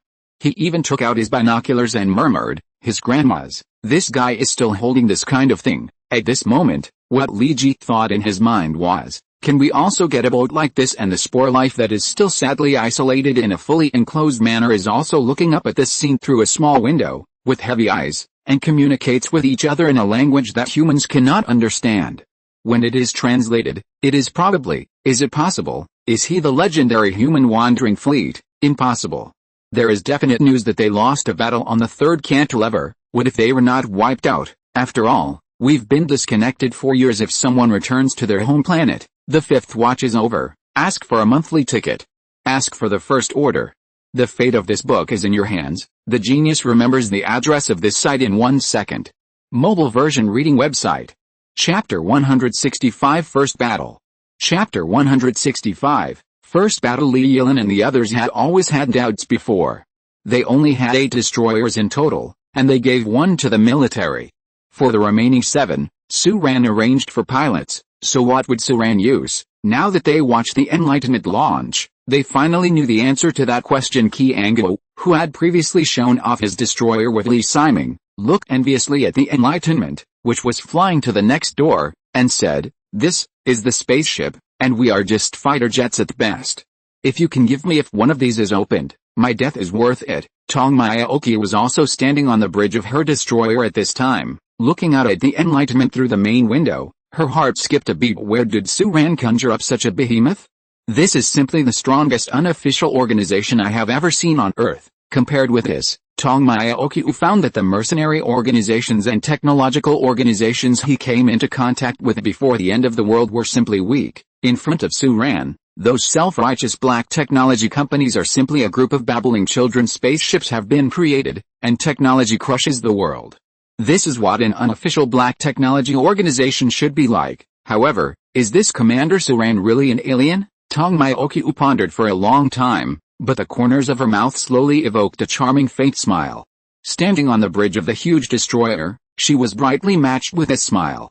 It was really a beautiful picture of beauty and steel. Many male staff members in the bridge were silently swallowing at the hot Tong Myaokyu. Then, Tong Myaokyu connected to Su Ran's message channel and said, "Congratulations, Commander." Su Ran didn't expect that this girl came to congratulate her specially. She was too good at flattering, but he just hummed lightly, and immediately conveyed the latest battle plan on behalf of the military. Tonight, in the early hours of the 28th, they will attack the whole line and cooperate with the military to attack the Sky Brood on the northeast plain. It was already past 3 o'clock in the afternoon, and the battle was imminent. Everyone was shocked when they heard the news. Some were nervous.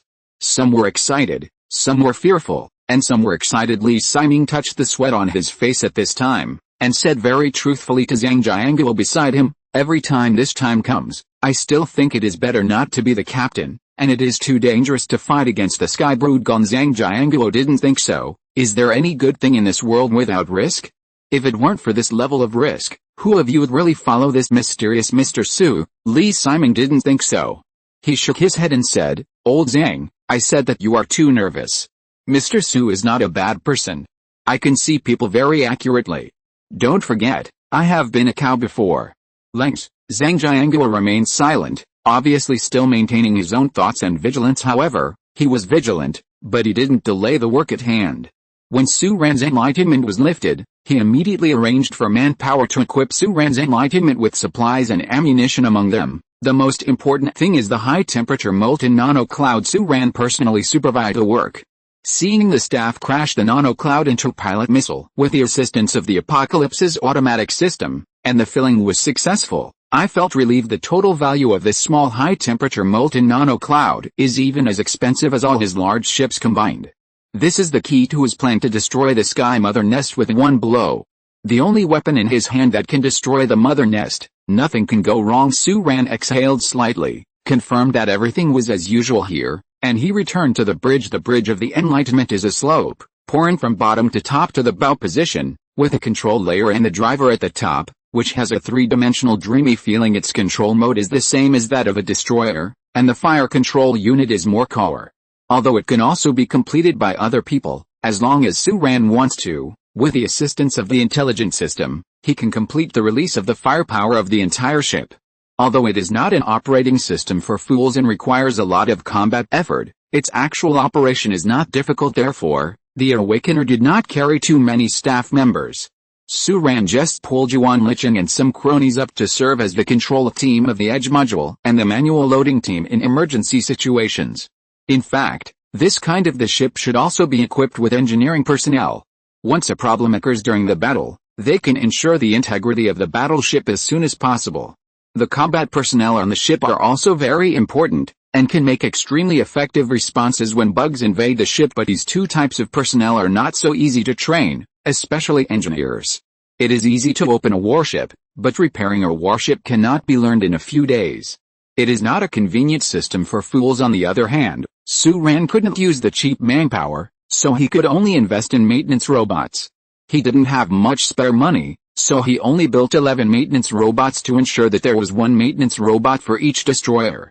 Su Ran also gave one to the military, and there are 2 on his enlightenment. Moreover, Su Ran eccentrically arranged for himself a land killer on board who let me be the leader and drive the best, most expensive and most important ship. Su Ran hummed twice in her heart. Everything was in full swing, from the military to the survivors, from Su Ran's fleet combatants to the logistics personnel. Everyone already understood what was about to happen, and everyone looked solemn, preparing for the next big battle. The sky was gradually darkening, and when the last rays of the setting sun faded into the sky, Su Ran was the first to detect that a group of migratory locusts were rapidly approaching the direction of the new capital. The number of this batch of migratory locusts was about 2,000 on the left and right. There is a dense area, which appears to be very large in scale, in the radar display. The military also got in touch with Su Ran immediately, saying, "This should be the worm's interference force. It should come from the worm's nest in the wilderness area. They have never dared to test it, and today your Awakener took off, and they finally couldn't sit still. I want to delay our advance and buy time for their reinforcements to arrive." Su Ran is also very clear about this. Su Ran was silent for a moment, and said, "If they come, let them come. It just so happens that my fleet hasn't experienced actual combat yet." The other side was taken aback. I'm afraid this will require us to go through a meeting." Su Ran had already cut off the communication, and the order was issued instantly. Everyone is here, prepare for the first battle. The genius remembers the address of this site in 1 second. Mobile version reading website. Chapter 166 Cut off one head, grow 7 heads. The sun fell to the west, and the night covered the earth, and in the night sky, over the new capital city, destroyers are taking off one after another, shining brilliantly. Suran's awakener immediately rose to a height higher than that of the destroyer, and was hidden under the clouds, overlooking the entire battlefield. Prior to this, he had already made a greeting with the military, and they would deal with the swarms of migratory locusts killed in the air. Seeing that he was about to be beaten, the worm couldn't sit still. After all, as far as Suran knows, in the area from Xinjiang province to Longjiang province, there are only 2 insect nests similar to the size of the Ice City, and there are many other small-scale insect nests. Among them, there are only military forces. Perhaps they have already taken action to protect the Sky Brood, but now that Suran is here, it has become the key to their delay. The most important thing is that they can't contact the Sky Brood trapped in the northeast wilderness at all. They don't know what the Sky Brood is like now. Under such circumstances, how can the bugs dare to provoke Suran and humans again? Now that Suran's desire to attack has been clearly revealed, they have no choice but to send troops to stop Suran's fleet here. 2,000 migratory locusts is not a small number. The size of a migratory locust is more than twice that of a human being. It has a ferocious appearance in a lot of carapaces. When it appears at the end of the field of vision, it looks like a surging darkness under the night. Amidst the sound of fluttering wings, it flew towards the direction of the new capital at high speed, and in their further back positions, the 3 sky surveyors are approaching the direction of the new capital side by side with a distance of 500 meters as the benchmark. Overwhelming the army of migratory locusts facing them were 7 equally huge destroyers. The sequence 1 destroyer is ready. I am the main pilot, Qiao Xiangchen. Report to the commander. I am in position. The sequence 2 destroyer is ready. I am the main pilot, Tong Maya Okyu. Report to the commander. I am in position. The sequence 3 destroyer is ready. I am the main pilot, Hu Hu Hu. Report to the commander. I am already in position. The sequence 4 destroyer is ready. I am the main pilot, Li Yilin. Report to the commander. I am in position. The sequence 5 destroyer is ready. I am the main pilot, Qi Anguo. Report to the commander. I am in position. The sequence 6 destroyer is ready. I am the main pilot, Lin Yuandong. Report to the commander. I am in position. Uin is ready. Listening to these feedbacks sent back to the Awakener one after another, Suran sat on the main pilot's seat of the bridge, overlooking the 7 destroyers below him undulating in the night. This is his fleet. This is his biggest capital to survive in this era. Suran took a deep breath, and said in a deep voice, "Attention all units, attack in an all-round way. The target is the swarm of insects in the sky 15 kilometers in front of you. This is everyone's first battle. It is mainly based on accumulating experience. You can fire at will, all annihilating the enemy army is the only goal, but we must never let a locust enter the airspace of Xinjiang City." Following Suran's order, many destroyers responded immediately. Received. In the dark night, the propellers of the destroyers spewed out flames. Advance at high speed. Under the strong wind rising from the flat ground and the shocking eyes of countless people in the new capital of the earth, destroyers tore through the sky, like tigers out of the cage, pounced into the night, and attacked the swarm of migratory locusts. The 7 main laser cannons fired instantly, and the dazzling flashes illuminated the wilderness outside Xinjiang City. At the same time, at the far end of Xinjiang City, a convoy was bypassing the swarm of migratory locusts and approaching Xinjiang City. This convoy looked a little embarrassed. Although they were all military vehicles, they felt as if they were running away from famine, and in the lead car of the convoy, there are 2 soldiers sitting. Their military uniforms are almost worn out, but their faces are cold and sharp, their eyes are sharp, and their temperament is like a restrained blade, restrained and powerful. Iron-blooded soldiers who fight and live. There were 2 of them. One was driving, and the other was looking through a military electronic device in his hand, and if Suran was here, he would be able to recognize them instantly. These 2 people were both his old acquaintances. The driver was Xianzi, and the other was Yukijin, whom he never forgot. I heard that it seems that Suran has returned and made a lot of noise in the new capital, Xianzi said while driving. Well, it seems that Suran is responsible for recruiting us to attack the Sky Brood this time. Yukijin also responded without raising his head. However, let me tell you, this guy is really jumping. It's endless. He managed to survive, and now he has to fight back. Didn't all his destroyers crash? How can he kill the Sky Brood? Not sure. We are too far away from the new capital, and the communication has been intermittent. There is no time to ask these things that have nothing to do with our mission. However, if it is that guy, he must be sure of doing so. Yikijin said, that bastard is a bastard. He sees me every day, and shouts one by one, gay is gay. I don't know, because of the relationship between the two of us. Z and Z laughed loudly, and said, ha ha ha, what you said is against your will. Isn't it because you want to come out to find Suran by asking to come out to perform field missions? I didn't expect that Suran would come back by himself. The new capital is here, you are as tired as a dog, and your work is in vain. But speaking of it, isn't Suran really in the army? He was the one who fooled me before, and I always thought he was a special. What about the hidden members of the army? Didn't we bring back important parameters and on-site data to the military? Yikijin was stunned by Z answer, and said, I said, lousy, do you know why you're just a squad leader? Okay, because you can't speak, and you always like to talk too much. This time it was Z answer who was depressed. He glared at Yikijin, and was about to say something when he suddenly noticed something unusual, because there was some kind of cracking roar that suddenly resounded over the wilderness. At this moment, Yikijin and Z answer raised their heads at the same time, looking towards the faintly visible Xinjiang city in the distance. Seeing 7 destroyers piercing the night sky, the main guns condensed the light and fired instantly. The 7 dark red rays were like scarlet spears piercing the night, dyeing the entire night sky with a tragic blush of the end of the world. Among the group, seeing this scene, Yikijin and Z changed their colors one after another. Fuck, didn't his destroyer crash? How did it become 7? Cut off one head and grow 7 heads. The genius remembers the address of this site in 1 second. Mobile version reading website. Chapter 167 Interception.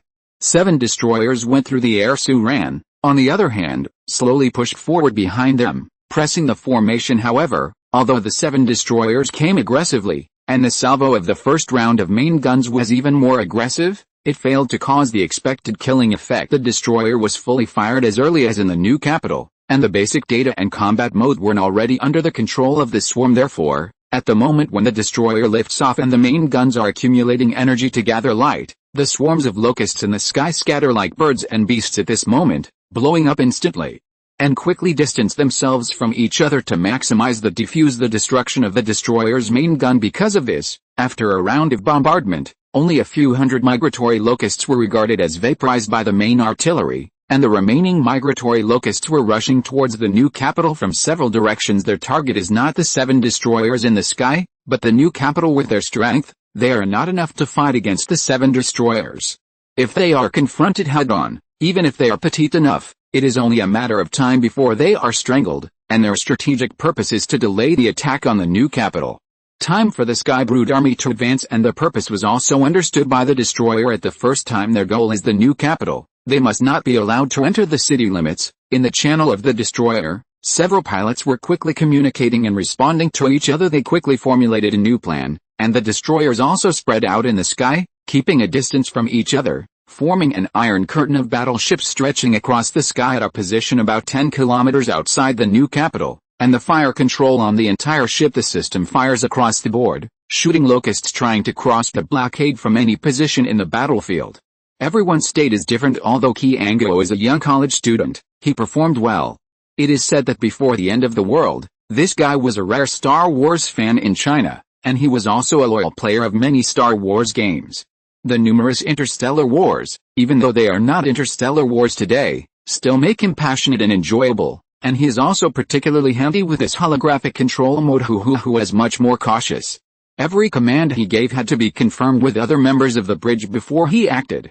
The chef seemed tense, as if he was afraid of screwing up, and approached everything carefully, whether it was a big threat or a small threat, and didn't take it lightly. As for Li Yilin, this awakened girl has a hardcore style. She was born as an awakened person. After so long in the last days, she has grown into a warrior, not a little girl before the last days. She has been in contact with destroyers before, and has personally experienced the successive battles in Bicheng. She is no stranger to destroyers. At this time, she is quite bored.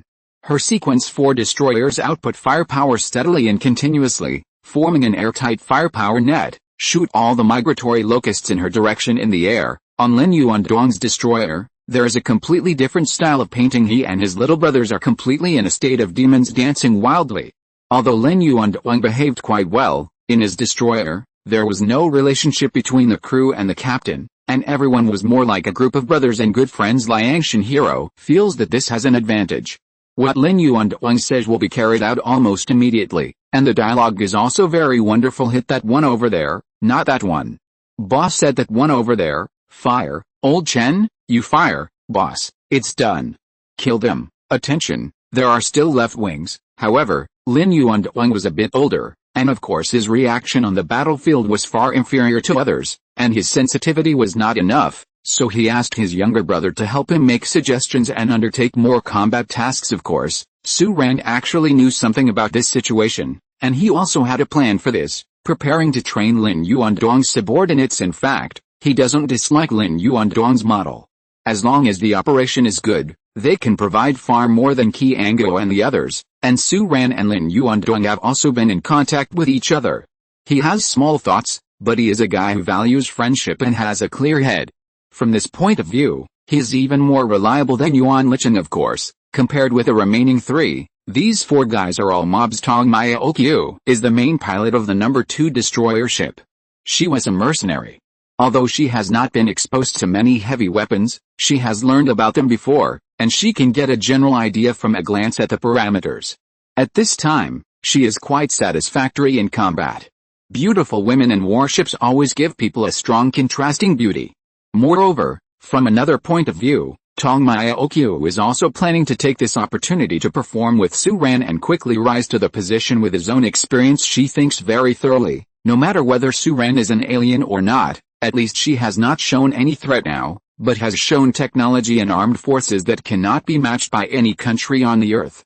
Therefore, since she is here, she must take care of her developing, fighting for a place, even if there are any changes in the future. With the resources here, she can change from a survivor to a big boss in the last days. Needless to say, Qiao Xiangjun, this guy is the second and fifth boy.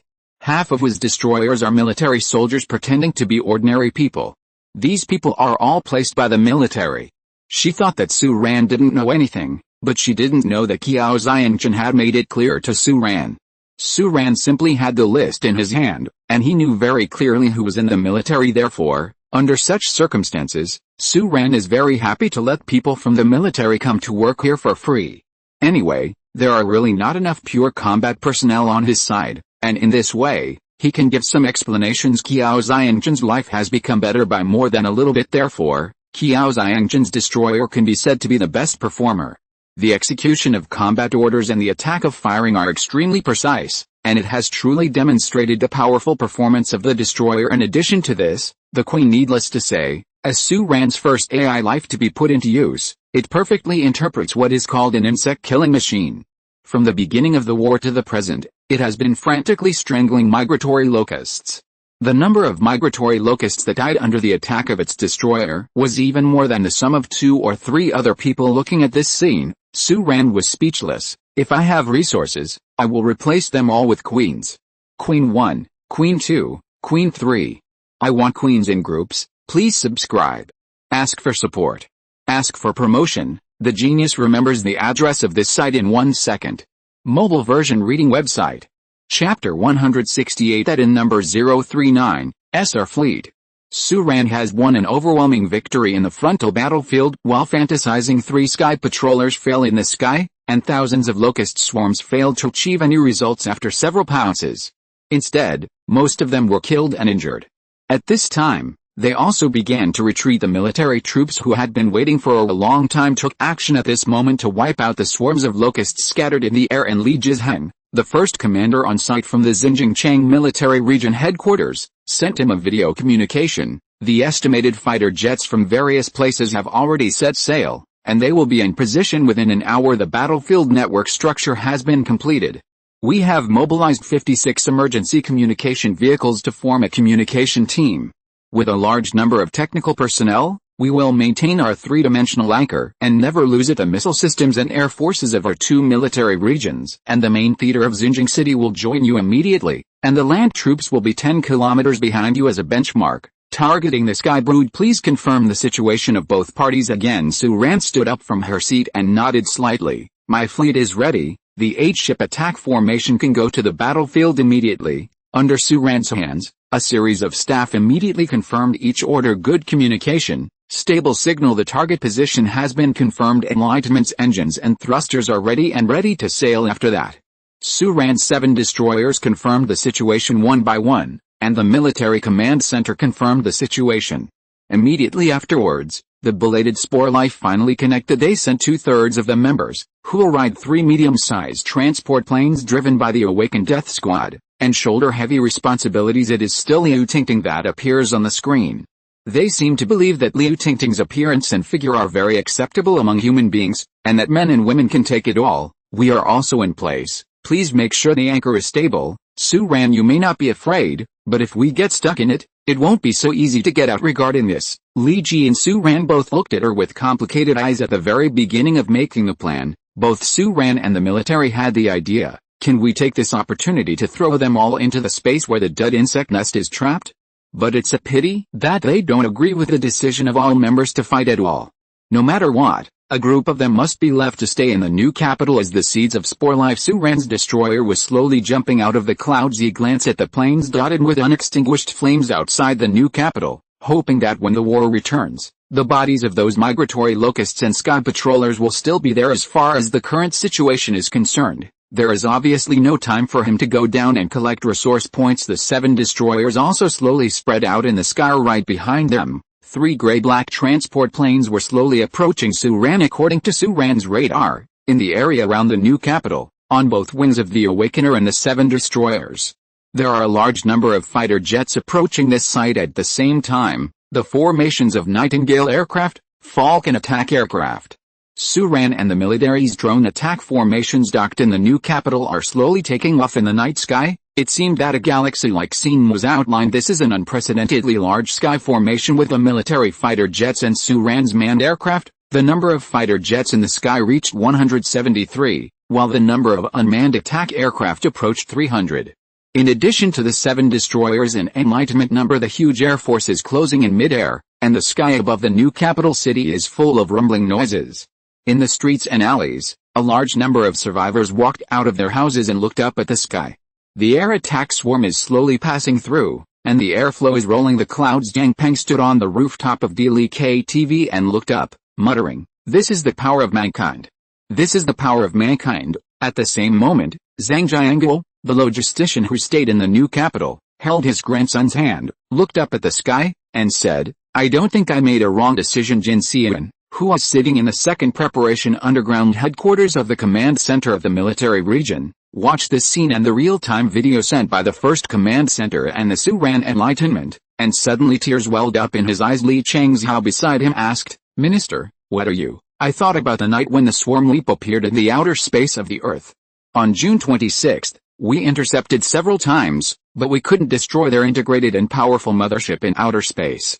We could only watch them fall into the outer space. Earth, slaughter our race." Hearing Jin Xian's emotion, Li Changzhao was silent for a long time, and said in a deep voice, "In today's battle, I believe our soldiers will win the victory." And at this moment, Yukijin's convoy arrived at the foot of the new capital. Yukijin jumped out of the car and looked up at the scene. The fleet jumped out of the clouds. "Look! That's our fleet. That's our fleet." He turned his head and saw his convoy getting up and down. A dozen people jumped out of the car, and saluted the fleet far away in the air in the dark night. This scene not only happened outside the city, but also in the streets and alleys of the new capital. I don't know who started it first. People stood at attention one after another, with standard or non-standard postures, slowing down to the fleet sailing into the sky. Slow down. The military salute. The night is like a waterfall. Suran's Apocalypse slowly came to the front of the entire fleet, and 7 destroyers lined up in sequence, speeding up in the air. The roar echoed, and the huge fleet pierced through the sky, aiming at the sky brood in the northeast wilderness. At the same moment, the 2 military bases in Xinjiang province opened fire. At this moment, the missiles were launched as if they were free of money. Meteors flickering in the sky, with shocking light trails, reflected the entire night sky of Xinjiang province into a crimson, keeping pace with the fleet that was slowly leaping forward. Looking from a distance, that scene looks like the fleet is bathed in the ocean of meteors, like traveling through the bank of the Milky Way. Immediately afterwards, nearly 1,000 missiles flew off the fleet and formed an attacking iron curtain, like a torrent of neutrons rampant in the universe. It first arrived at the area where the Sky Brood was located with a range of more than 100 kilometers, and quickly sank into it. Shrouded in this area, it seemed that a huge thunderstorm cloud that lingered all year round was instantly swept away layer by layer. Then, the loud noise that shook the world resounded throughout the northeast plain. The genius remembers the address of this site in 1 second. Mobile version reading website. Chapter 169 Entering the Battle. Attack confirmed. The attack is complete when the meteor shower formed by nearly 1,000 missiles hit the thunderstorm clouds surging under the night. Suran's Awakener led the fleet to stop slowly at a position 23 kilometers away from the designated combat area. Footsteps. Yuan Kong's grand occasion fell into everyone's eyes at the first moment when the missile group submerged into the thunderstorm cloud. It was like a mud cow entering the sea without splashing any connection. From the visual point of view, it seemed that the dense missile group was swallowed silently. It wasn't until the next moment that the change happened. Suddenly, faster than sound is flashed like the rising sun. The flash and shock wave of the explosion dispersed the thunderstorm clouds. The clouds covering this area slowly dispersed, and the fire illuminated the sky and the ground. A large number of migratory locusts and several whalers located on the edge were shot down in the air. This round of missile bombardment instantly created a gap. Suran's eyes were heavy, and he immediately ordered the whole ship to advance. This is not all the firepower of the military. Their final weapon is a hydrogen bomb that is safely guarded on the destroyer Suran. The use of hydrogen bombs is a policy of last resort. After all, this is the land of China, and one must always think about the future. Even if the Zerg still occupy the top spot, almost no one would easily drop a hydrogen bomb on their own land. It was the two powerful reinforcements of the swarm that made the military make the final decision, and the Kyoto side made the decision to use powerful weapons in this battle. However, the hydrogen bomb cannot be shown at the beginning.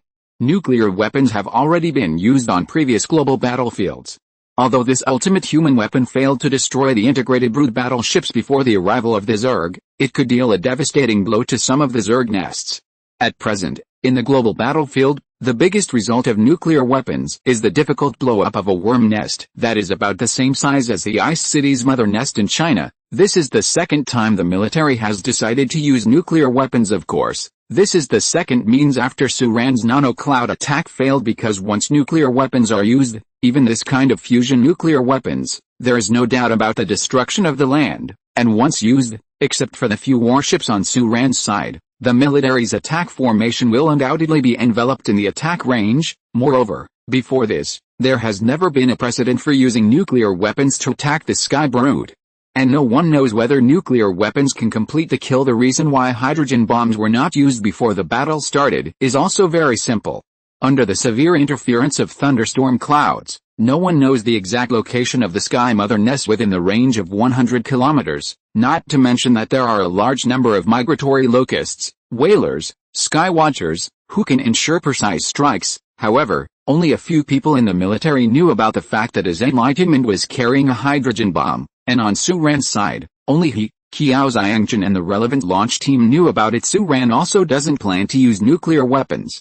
He vaguely feels that although nuclear weapons are powerful, they may not be able to shoot down the Sky Mother nest. If a hydrogen bomb hits and destroys his own fleet, then Suran will become a joke through the ages. These thoughts just flashed through Suran's mind this moment. The sky fleets from Xinjiang, the military, and Suran are advancing side by side. The main guns of the 7 destroyers gather light, and the dazzling rays penetrate the swarm of insects again. Most of the thunderstorm clouds dispersed, and the huge Zerg army showed its majesty for the first time from a positive point of view. This round of unprecedented missile bombardment cleared an empty field, but the various monsters inside are still huge and dense. In the sky, they are densely packed like a group of bees, stacked on top of each other, like a floating mountain of black flesh floating in the sky, making one's scalp tingle. And among these bugs that gathered like a school of fish in the ocean, the Sky Mother nest was completely hidden, and it was not known where it was, and it was impossible to pinpoint it precisely when there were heat sources everywhere. Li Ji sent back the relevant estimated data in an instant. From the current observable situation, the number of insect swarms you are about to face is likely to exceed 100,000. Among them are not only migratory locusts, sky patrollers, howlers, but also there are devourers, vipers, bugworms, bombers that have appeared in other areas. Suran's eyes darkened on the close-range battlefield. His data is clearer and more accurate than that of Li Ji. His system estimated the total number of swarms to be between 120,000 and 150,000. Compared with this, their fleet consisting of thousands of fighter jets seemed somewhat stretched. Su-Ran couldn't help but took a deep breath, and suddenly felt a little lucky, thanks to the decisiveness with which he withdrew when he was in Bingcheng. If such a group of Sky Corps came to the new capital, it would be too late for him to retreat. And it was a good thing he hadn't plunged headfirst into the thundercloud, or he would never have gotten out at this moment. Su-Ran spoke in a deep voice, and his voice was transmitted to the ears of every combatant through multiple channels. As you can see, there are hundreds of thousands of them, but the sky is such a big place, no matter how many worms there are, it is impossible for hundreds of thousands of worms to engulf us. The number of worm swarms we face every moment is limited, and our purpose is not to kill all these worms. Our target is the sky brood hidden behind these bugs. Don't forget, they are different from us. They are just a group of puppets that need a brain to control. They are swords that are grasped by others without thinking. Without the insect nest, they are just a group of rabble, headless flies, and there is nothing to fear, and we are each masters of our own, and when the war begins, we are all swords and brains here. We have thousands of swords and thousands of brains. How can we not remove the heads of the swarm? Under the shining night, in the fleet that was running, Su-Ran's voice reverberated in every corner, every stone stirred up waves, and everyone cheered up and shouted. And Su-Ran is comparing the resources from the military, integrating, uploading and sharing them to each independent combat unit in the fleet. Devourer. This is a large air combat unit of insect swarms. An adult devourer is about 100 to 50 meters long. It looks like a giant mollusk whale floating in the sky. Its body is covered with a large number of holes.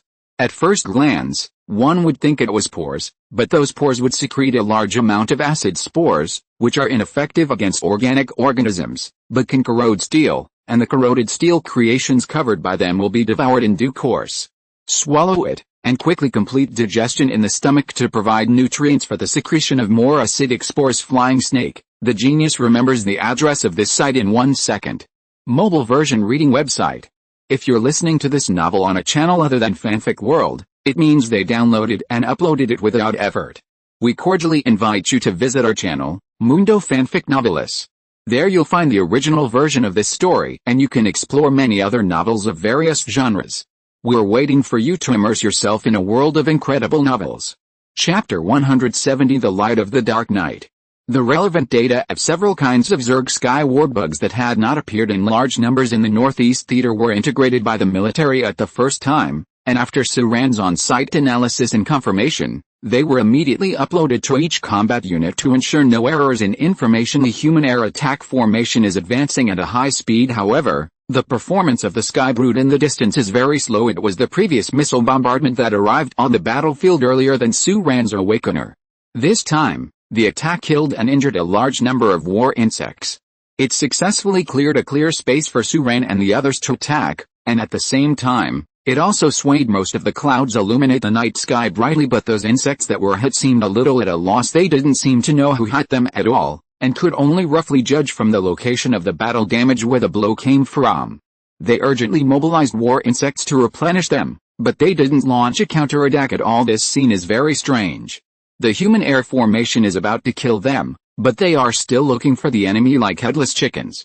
They are like an old soldier with dim eyesight.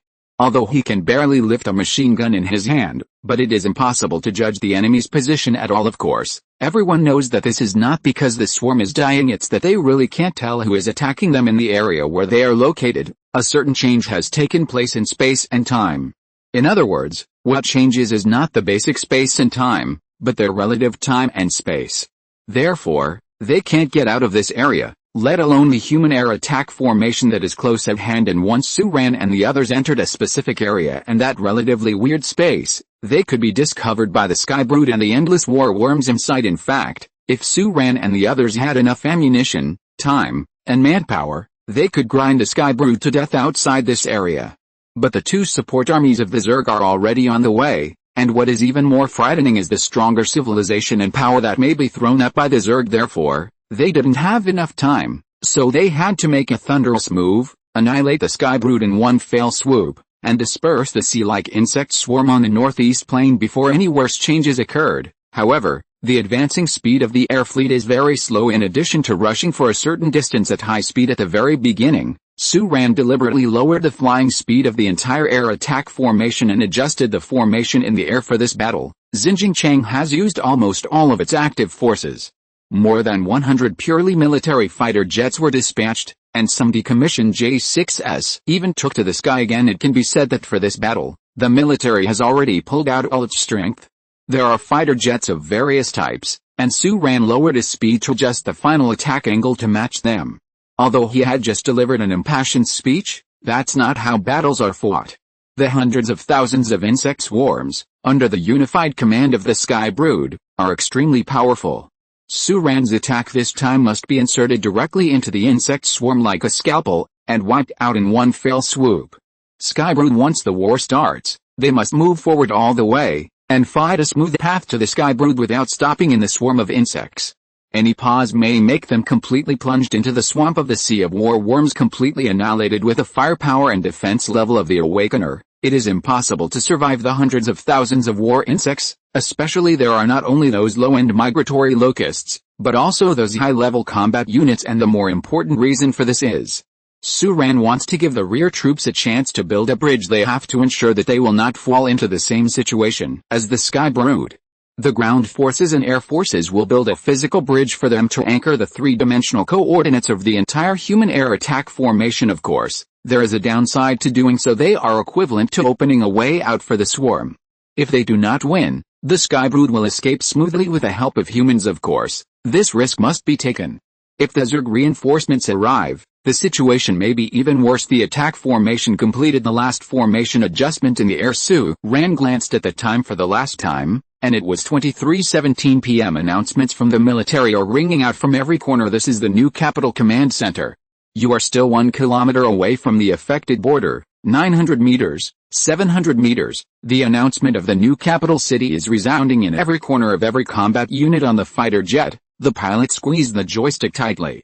On the destroyer, each of the main pilots stared solemnly, not even daring to blink. 500 meters, in the far sky, in the area cleared by the missile rain, the swarms of insects have filled about 1/5 of the gap, howling and screaming. Those monsters looked for their targets in a daze, turning a blind eye to the human fleet that was close at hand. 300 meters, 2 kilometers away from the frontier insect swarm, Su Ran spoke in a deep voice, and his voice instantly reached the chief pilots of the 7 destroyers. The main guns are ready. The 7 main laser cannons began to condense a little bit of starlight in at the forefront of the array. Su Ran's enlightenment is also showing its fangs. The defensive baffle of the central main gun of the Awakener is sinking down along the hull, exposing the muzzle of the superconducting electromagnetic gun below it. At the same time, on both sides of the Awakener, the armor plates were also raised layer by layer. On the 2 wings, there were 4 25-packed rocket launchers slowly showing their ferocious fangs. In the sound, the muzzle of the gun protruded, and then rotated to just the direction, pointing obliquely forward. At this moment, the distance reminder from the military has not stopped. 100 meters, 50 meters, fire. The moment the words 50 meters fell into Su Ran's ears, he immediately gave the order to fire. The Enlightenment opened fire first, and the flames from the rocket launchers illuminated the jet black paintwork of the Enlightenment, while the heavy shells fired by the superconducting electromagnetic guns were moving forward faster than these solid munitions, however, are directed energy weapons. The 7 main laser cannons from the 7 destroyers fired about half a second later than the Awakener. But the dark red rays penetrating the world came later, surpassing the physical bullets running in mid-air in an instant. From the effect point of view, such a short-distance bombardment seems to have shot through the insect swarm in the sky at the moment of launch. The genius remembers the address of this site in 1 second. Mobile version reading website. Chapter 171 Anchors. At the moment the attack was completed, the human attack formation had not completely entered the affected area, but for the swarm, the laser beams of the 7 main cannons were already the anchor connecting the inside and outside in mid-air. A large number of migratory locusts turned around and rushed to this side, screaming sharply. However, this batch of bugs is destined not to be able to participate in the vigorous battle, because they are the first batch of victims. Their fragile bodies evaporated on the spot on the dark red high-temperature rays. And after the gorgeous flashes penetrated their bodies without hindrance, they still shot backwards unabated, tearing everything apart in front of the 7 main laser cannons that were fired almost in parallel. All the migratory locusts were vaporized on the spot, and the bodies of the sky patrollers along the way were directly shot through. The 3 howlers couldn't dodge it. One of them faced a laser beam head-on, was shot through in the middle, and exploded to death, while the remaining 2 were evading, and their bodies were sliced open by the laser cannons, letting out a mournful wail at close range. These bugs had no chance or time to evade. The moment they discovered the attack, the terrifying bombardment had already arrived in front of them. The 7 laser main guns fired, shooting out one after another cavities directly in the dense swarm of insects. During the period, there were still sky patrollers and howlers who were not shot, but they were baptized by the rocket launchers and heavy high-explosive electromagnetic artillery shells that followed the main gun, and all of them fell from the sky at this moment. The second shot of Suran's electromagnetic gun has already smashed the sound barrier with a sharp roar. A whaler that wanted to fill the gap was hit head-on. In the violent explosion, its body was engulfed in flames, and it fell from the sky like a detonated airship, and Suran's awakener has jumped into the battlefield with the attack formation behind him, and the combat units at all levels fired wildly, and plunged headlong into the dense insect swarm along the line of life and death. A large number of migratory locusts, like a group of giant sardines moving like a whirlpool in the ocean, surrounded the attack formation and launched a frenzied attack. The attacking fleet immediately readjusted its formation, led by the awakener, and stretched and deepened in an instant, like a giant whale that penetrated into a school of fish, and with a single bite, it could devour most of the fish school. That looked astonishing in momentum. Of course, the number of fish school here is too large. Suran may not be able to swallow it in one gulp, and the purpose of their change of formation is not for this. They are building a channel. The Zergs also have their unique communication methods. According to the research information given by the military, each of the Zerg nests is networked with the ultimate mother nest, located in the core of the Pacific Ocean. Under such circumstances, they are also trapped in this strange situation. In the trap, this means that pure communication signals are not enough. Therefore, in the rear of the entire fleet, there are 3 communication helicopters. They will be stuck in the maintenance of the affected border under the guard of 10 Nightingale aircraft, and will serve as the anchor of the human attack fleet that penetrates into the enemy group. And that's just one insurance policy at this moment. When Suran had already led the crowd into the Zerg army, the military's armored troops were also rushing here on the ground. The purpose is not to participate in the war, but the second insurance of the anchor according to the scheduled time. They will be on the battlefield within 5 minutes. This batch of armored troops is a post-apocalyptic mixed division. The full name is Xinjiang 2nd Mixed Armored Division. The division commander is Ma Xinghua, but several emergency communication vehicles, which are teaching the whole teacher through the internal channel. Brothers, this is Ma Xinghua. Regarding this war, the techies in Xinjiang City told me a lot of nonsense. I basically didn't understand the technical stuff, but I understood one thing. You guys see, the air formation that breaks into the swarm from the sky is our main force. We are the ones who are really fighting for their lives in this battle, and we are the lifeline for them to return.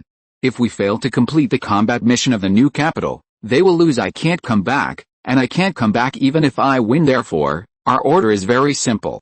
Our tanks can be lost, our infantry vehicles can be lost, our command vehicles can be lost, we can die. Even if I die, I don't have to come to rescue. But the emergency communication vehicle cannot be lost unless I die. Well, unless we are all dead. Our armored division must at least ensure that there is an emergency communication vehicle that can be put into use. The safety factor of our combat missions is far less than that of our air force. We can't let the fighters have no way out. So brothers, this is our plan. This is the only order I give you. After finishing this lecture, he urgently connected to Suran's channel, saying, Mr. Su, stop talking nonsense. I am Ma Xinghua, the commander of the Xinjiang 2nd Mixed Armored Division of the anchor point below you. We will do your best to maintain the existence of the anchor point. My channel will always be open for you. If you have any needs, please don't hesitate to ask my department as soon as possible.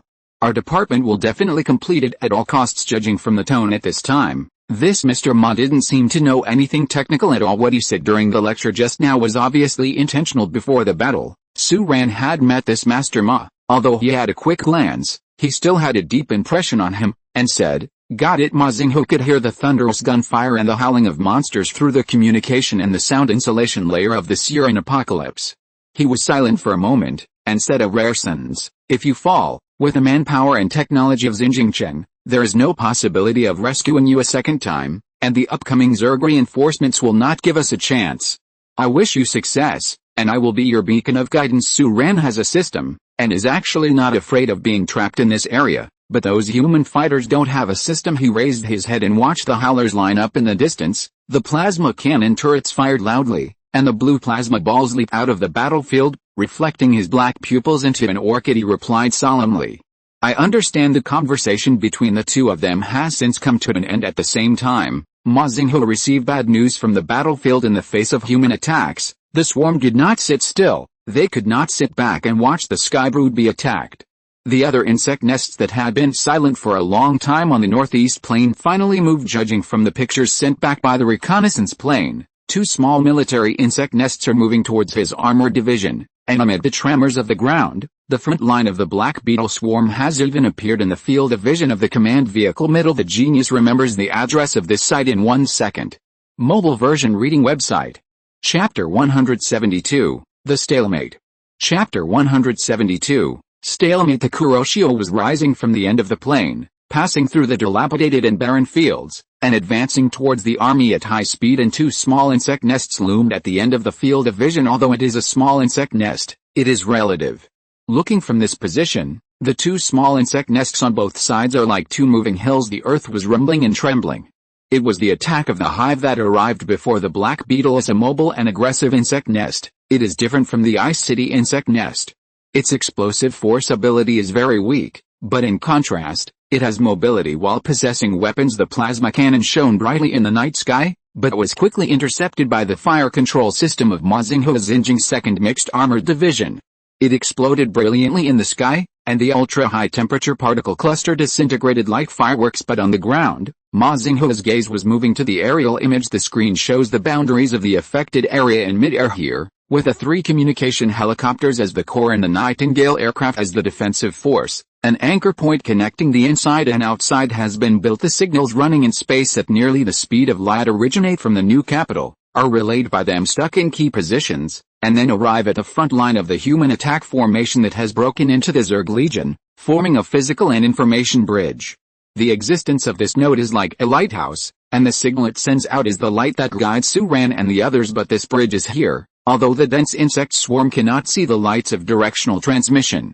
But there are a huge number of them, and they groped along the direction in which the human attack formation entered, and soon found this exit. At this moment, there was a series of loud noises in the sky. A large number of migratory locusts are attacking the exit position, and they are fiercely exchanging fire with the Nightingale aircraft, but they are huge in number, and the purpose of the Nightingale aircraft is not to intercept. To ensure the safety of the communication machine, it can only actively let go of some of the migratory locusts, and the number of migratory locusts in this part is not small. Judging from the position of the 2nd Mixed Armored Division on the ground, it looks like the dam has burst. The torrent is pouring out of it, and the communication helicopter and the Nightingale aircraft are already teetering, and from that position, one can see howling people are slowly approaching the exit. Once they crash, the communication will be interrupted, Suran and the others will lose their location, and the bugs will have the initiative to exit. Must speed up. Before the communications helicopter crashes, their ground lighthouse must be put into use. Ma Xinghe immediately issued a series of orders. All staff advance at full speed. The 2nd Brigade changes to defend against the Black Beetle. We must reach the designated target position within half a minute. Repeat, the scene in the sky is actually very strange. The airspace is there, open on all sides, but everyone is fighting for a small place. Of course, at this moment, Suran didn't know the situation behind. He is leading his fleet on a rampage among the insect swarms. All he knows is that the signal from the relay station has never been interrupted, and the strategy from the new capital is changing in real time. But on this kind of battlefield, he had to make a temporary judgment. The new capital command center can only give a strategy for 2 minutes later. At this second, only the commander's own judgment can guarantee the advancement of the fleet. The situation is not optimistic. Hundreds of thousands of war insects may have been scattered before, but at the moment when the attack started, they had gathered urgently under the unified command of the Sky Brood, who did not know where they were, and headed towards the human beings led by the Awakener. The fleet attacks. Moreover, there are also huge war insects here. The total volume of such a large army gathered here far exceeds the concept of hundreds of thousands of migratory locusts. Hundreds of thousands, written in 3 words.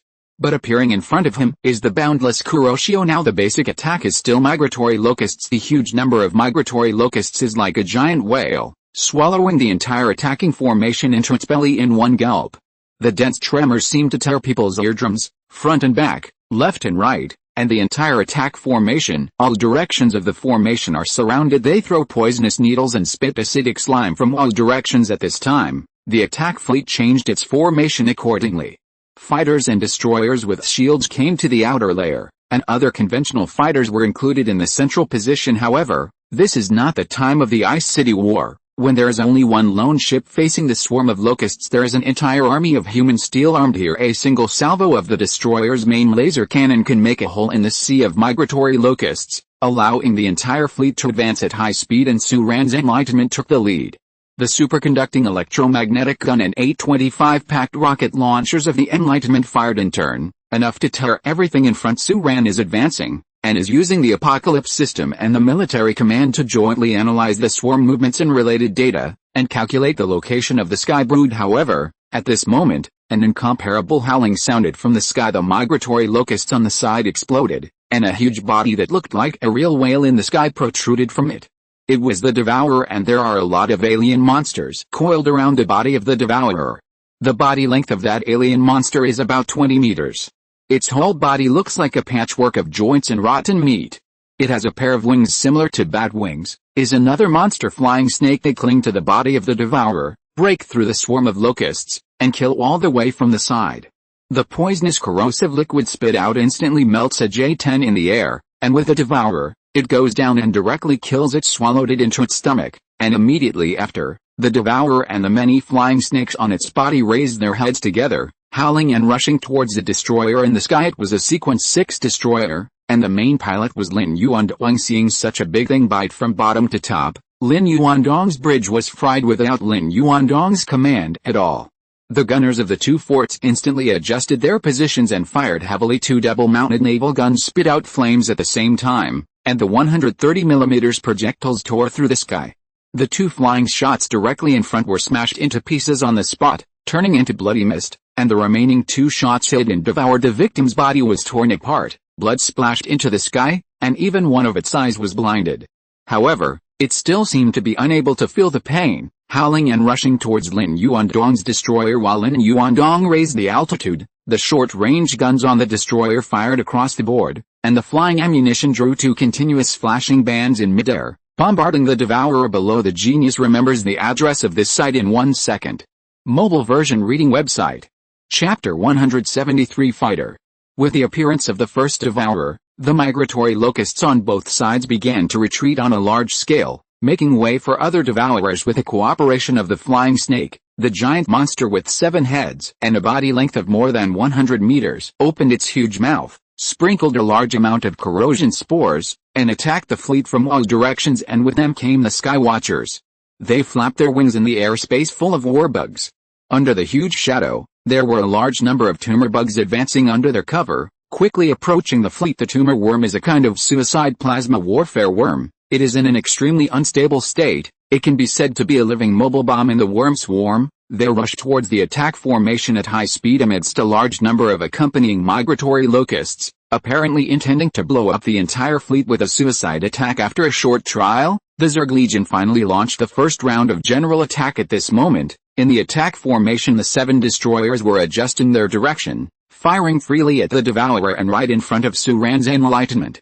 A Devourer almost appeared in front of Suran's battleship. Looking from Suran's position on the bridge, one could even see the shrinking huge pores and rock-like skin on the Devourer's body. Suran didn't hesitate for a moment, let alone pause. He brought the Enlightened One directly into the side of the Devourer. At this moment, 2 rockets on each side of the Enlightenment completed another round of reloading, and a body made of steel protruded from under the black armor plate. Close fire 50 rockets ripped apart the Devourer's body in an instant, tearing its belly apart, piercing its intestines, and the cold Enlightenment, under the flash of its shield, passed through its body all the way. Passing across, with a large amount of insect blood, boldly continued to rush forward. During the walk, the hot insect blood evaporated violently on the shield in the attacking formation. 10 J-20s slowly raised their altitude. At this moment, the pilots of these military fighter planes are the veterans among the veterans, the elites among the elites. They steer their mounts like their arms, and use the cover of the destroyer to get away from the attack height of the Devourer. Separated from the regular array in midair, they formed a group of 5. Amidst the canards tearing through the heavy air and the roar of the turbine engines, they adjusted their direction in midair, and rushed towards the sky patrollers and tumor bugs coming from both sides. Each J-20 dropped only 3 Thunderbolt air-to-air missiles. They are like dancers on the blade, tossing and turning in mid-air, and they are extremely cautious every time they launch a missile. And their targets are not those huge sky surveyors, but the self-exploding tumor worms under their cover. 7 destroyers and a large number of Wind Falcon attack aircraft fully cooperated with their actions. Under the cover, 3 Wind Falcon attack aircraft were detonated in mid-air by the plasma cannon of the Skywatcher, and the vast majority of J-20s have also completed their missions. Each missile must hit a tumor worm, and after being hit, the tumor worm explodes instantly, and the surrounding tumor worms also explode under the influence. Their sky patrollers will also die in splendid sacrificial explosions without a place to die. The faint blue flash of sacrificial explosion shines on the serial number paint of Huaksha fighter jets. But 3 fighters still crashed in this attack. There was one that fired 3 missiles, but failed to successfully complete the combat objective. The Skywatcher wing managed to stop a missile attack, but this mistake caused a large number of self-exploding tumor worms to infinitely approach the fleet. If they explode near the fleet, the horrific martyrdom may even blow up a destroyer. The pilot of the J-20 made an instant decision. He should have left quickly, changed his course in mid-air, and rushed towards the sky patroller and the tumor worm that was covered by it. Again, the Skywatcher noticed this human fighter for the first time. It opened its mouth, a faint blue light rose, and a plasma ball was released instantly. However, that J-20 did not back down at all. He had no time to back down. In the few seconds before he was hit, he threw out the last 3 missiles in his bomb bay, and at the moment he was hit, he also succeeded in order to accomplish his combat objectives. 2 missiles hit the tumor bug, lighting up a faint blue flash in the sky. With the emergence of advanced war bugs, gaps began to appear in the iron barrel-like battle array of the human attack formation, and a large number of battle losses appeared, especially the 7-headed devourer and the flying snake, combined with the attack of the Skywatcher and the tumor, completely disrupted the battle formation, causing gaps in their formation. The shield index of the Sequence 3 destroyer has fallen below 50%. This is Tongmaya Okyu, the destroyer of Sequence 2. Our ship has killed the nearby devourer and is rejoining the formation. Battle reports poured in like raindrops. Suran was pulling up the enlightenment again. He noticed that the electromagnetic interference caused by the explosion of a large number of tumor worms prevented him from even receiving the signal from the command headquarters, but he couldn't care less about these. He realized that this moment was the weakest moment for their air formation, and the swarm's superiority in numbers, size, and their fearless tactics were exploding to their greatest advantage on the battlefield. Suran believes that the Sky Brood will never let go of this moment of weakness, and the real killing move is coming soon. Therefore, while Suran urgently issued a series of orders, at the same time, he connected 7 destroyers and ordered the detection. He believed that the moment the Sky Mother Nest released its ultimate move on them, it would also be exposed to human beings.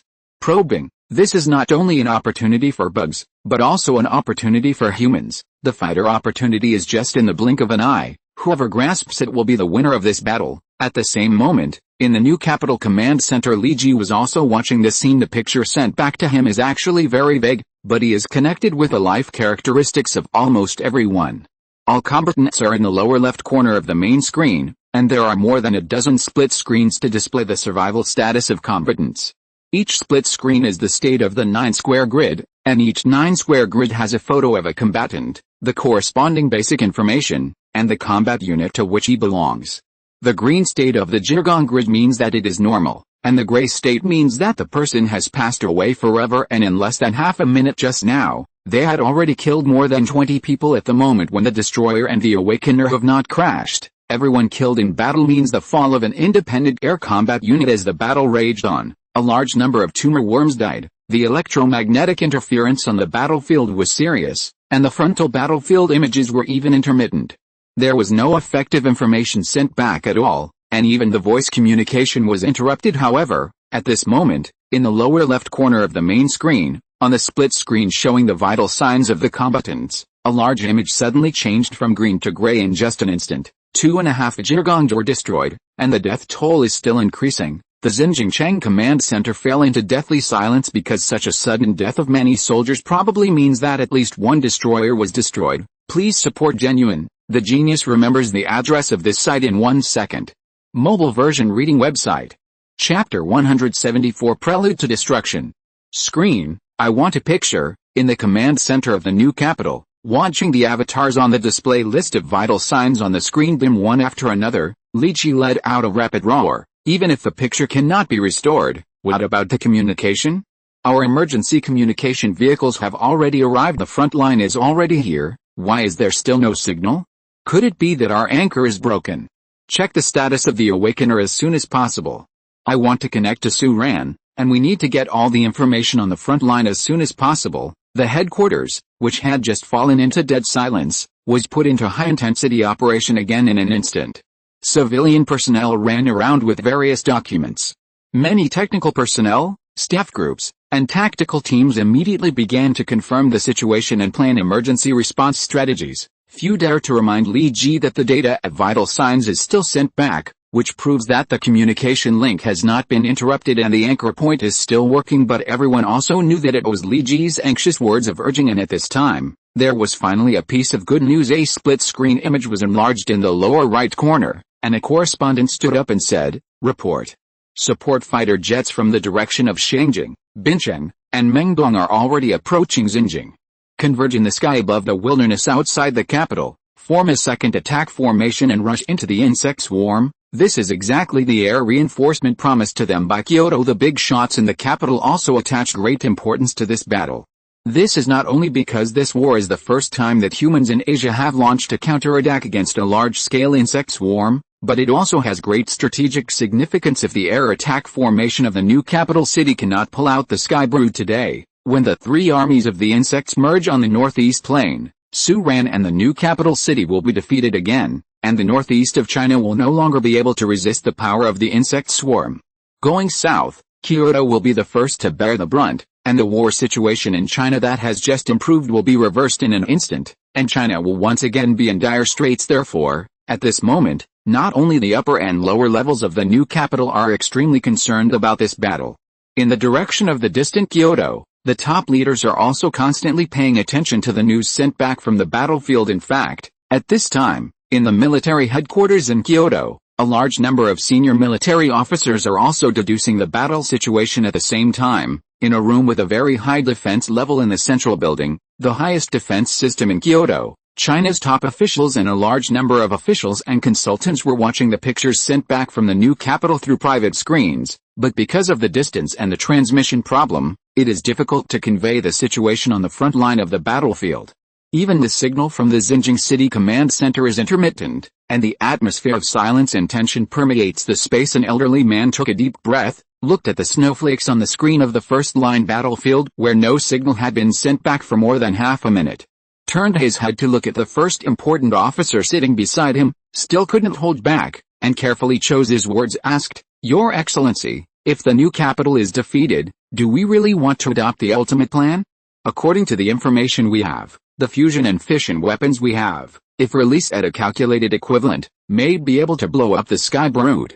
But it is absolutely impossible to blow up Fugalo.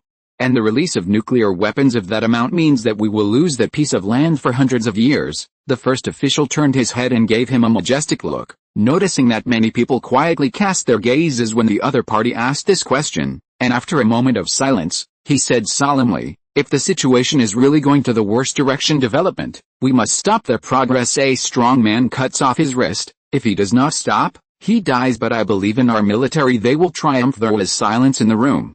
Only the picture on the front screen flickered slightly, and there was still no signal. At this moment, Su Ran was facing an unprecedented tragic situation. As he expected, Sky Brood did not give up on this once-in-a-lifetime fighter when the signals carrying orders were still flying in the space, distorted by the strong electromagnetic interference, and at the moment when the huge attack formation was still in disarray, the clouds suddenly cleared and the mist dispersed. That's not the real sense of cloud clearing at that moment. The dense swarm of migratory locusts above the sky suddenly dispersed, covering the fleet like a dark cloud, and under the command of the Sky Mother Nest, they spread neatly to both sides, revealing the serious attack array of the swarm behind. Fangs. That was an attack group of Howler biological battleships covering the sky and the sun. They appeared in the sky, and the Awakener's radar system accurately reported the number of these Howlers under intelligent analysis: 1,235. For Su Ran's attack formation, this is an astronomical figure. The total number of their attack formations this time is only more than 3,000 combat units, which also includes drones that have suffered a large number of battle damage, but this is nothing to a huge swarm of insects. There are hundreds of thousands of war bugs and more than 1,000 hollers. Is that a lot? Of course not much, damn it.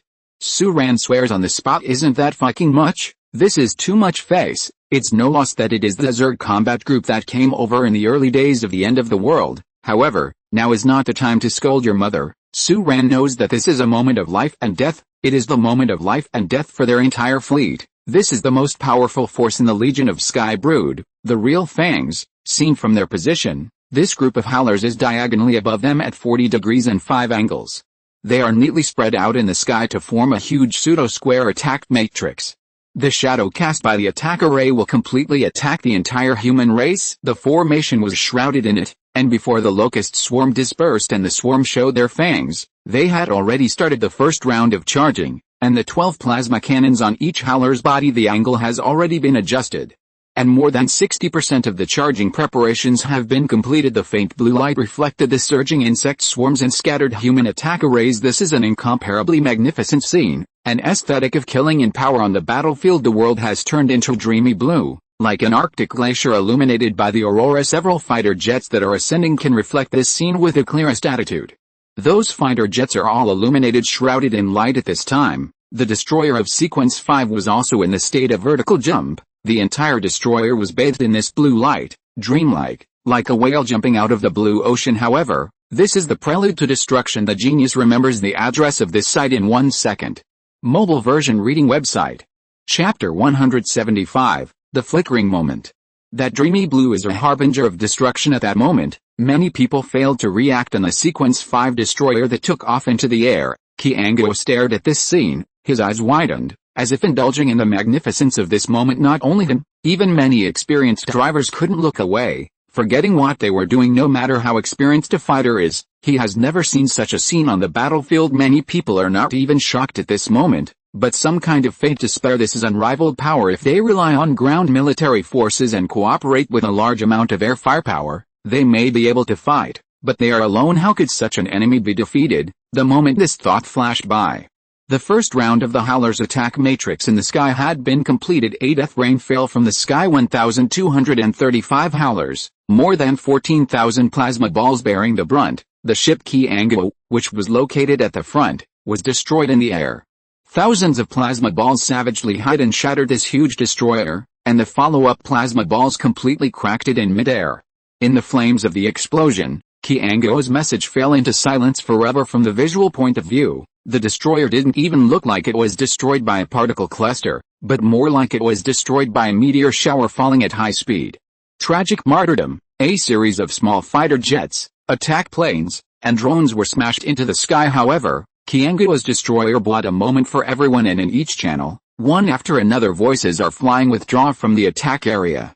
Withdraw from the attack area. Run, run, retreat across the board. Get out of the way. Get out of the way. Destroyers and fighter jets are flying by at high speed, trying to escape the coverage of the plasma cannon. Immediately afterwards, the whole world was engulfed by dazzling flashes, and under the strong electromagnetic interference, all the sounds of Zundeo fell into silence. Deafening bangs and blinding flashes can cause temporary deafness or even blindness. Suran's enlightenment was on the edge of the strike, and he accelerated instantly. The two traction devices on the Enlightenment randomly pulled the two military fighter jets on both wings, and moved laterally to one side without hesitation. Flash attack range. He had conveyed the order at the last moment, and he couldn't take care of the following matters. The Enlightenment, which cost 3,000 resource points, was not for nothing.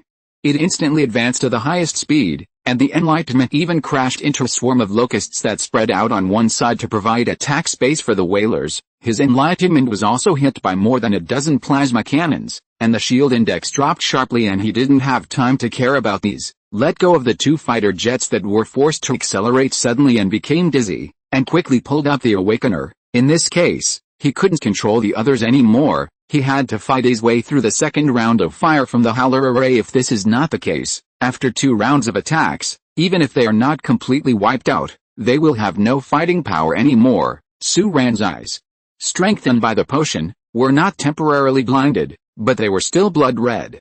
He stared at the array of Howlers in the sky. Knowing that this was the moment of death according to the system analysis of the Awakener, Su-Ran waited for his fighter and finally found the location of the deep-hidden Sky Brood. As the Whalers array took the initiative to attack according to the calculations of the computers and staff in the Awakener, it is determined that the Sky Brood is in the sky behind the Iron Curtain built by the Whalers. Pull up, pull up. The rocket launchers on the two wings of the Enlightenment and the electromagnetic gun in the center opened fire in full force, and the ammunition was shot out like it was free of money. However, the migratory locusts on both sides are gathering up again. Obviously, they want to cover the array of Whalers again, buying time for them to accumulate energy and fire again. And at this moment, the aftermath of the first round of bombardment had just ended. In this short round of bombardment, Su-Ran's battle damage exceeded the sum of the previous assault swarms. Half of the drones were shot down, and a large number of fighter jets, Wind Falcon attack aircraft, and Nightingale aircraft turned into a blazing fireball, falling to the ground along the gap where the migratory locust swarm spread out. The destroyer also suffered varying degrees of damage. Qianguo's fifth-order destroyer was directly destroyed in the air, and all members were killed. Besides, Qiao Xiangjin's destroyer was the most severely damaged. Resisting the attack, half of the destroyer was smashed to pieces, its whole body was burning with raging flames, and it fell all the way, like a fallen phoenix. A large number of migratory locusts surrounded him like vultures smelling carrion, clinging to the destroyer that he was falling all the way, pouring into the destroyer through the gap. The land killer that Su-Ran equipped him had already started to activate. From a high altitude, he could see Qiao Xiangjin walking out of the opening of the destroyer. The land killer was dragging his heavy body out. Chased their migratory locusts, the fighter jets and attack planes protected by Qiao Xiangjin flew up again, passed by the fallen destroyer, and followed Su-Ran to gain altitude inch by inch. In addition, the other destroyers are not bad. The instantaneous acceleration of the interstellar-class electromagnetic thrusters of the destroyer is extremely high. That is no joke. The timid Lin Yuanduang even crashed into the depths of the locust swarm. I can't even see the shadow as for the others. Li Yilan's shield was offline, but there was no problem with the destroyer's main body. The destroyers of Queen and Tongmaya Okyu are in the best condition, and Huhuhu's shield is close to collapse at this moment. Many people are actually thinking about quitting. Huhuhu, who had recovered his life, was terrified. He raised his head and looked at the array of howlers shining like an iron curtain. Unsurpassed fear surged in his heart, but he gritted his teeth. Although he is afraid, he cannot retreat. Although he is timid, he thinks clearly. He's gone. What about Su-Ran? What about those comrades? What about the new capital city? Everyone has worked hard for this for so long, and so many people have died. Who knows that if he withdraws and survives today, he will always live in guilt and self-blame. That is worse than death. In Lin Yuanduang's destroyer, a younger brother shouted, "Boss, let's withdraw. This damn thing is going to die." Many people have echoed, but Lin Yuanduang gritted his teeth. "No, we won't withdraw. If Su-Ran didn't withdraw, we won't withdraw. If we can win today, if we can survive, we can truly become Su-Ran's right-hand man, and even more so, we can be defeated in one fell swoop. The world is watching. There are dangers here, but there are even more opportunities. A person who is the boss may have no ability, but he must not have vision." Lin Yuanduang asked himself that he had known Su-Ran for a long time. He knew that he was not someone who wanted to die. Su-Ran didn't withdraw. He must be sure of victory, so he didn't withdraw. Want to stand out but don't want to take risks? That's daydreaming. Lin Yuanduang knows very well that no matter how many people want this opportunity, he will never give up. "Even if you kill me, you won't withdraw." The genius remembers the address of this site in 1 second. Mobile version reading website. End of this chapter. Thank you very much for reaching the end. Don't forget to like.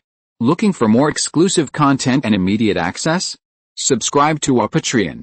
Remember, every like, subscription, or donation encourages us to continue. Thanks to everyone. See you in the next video.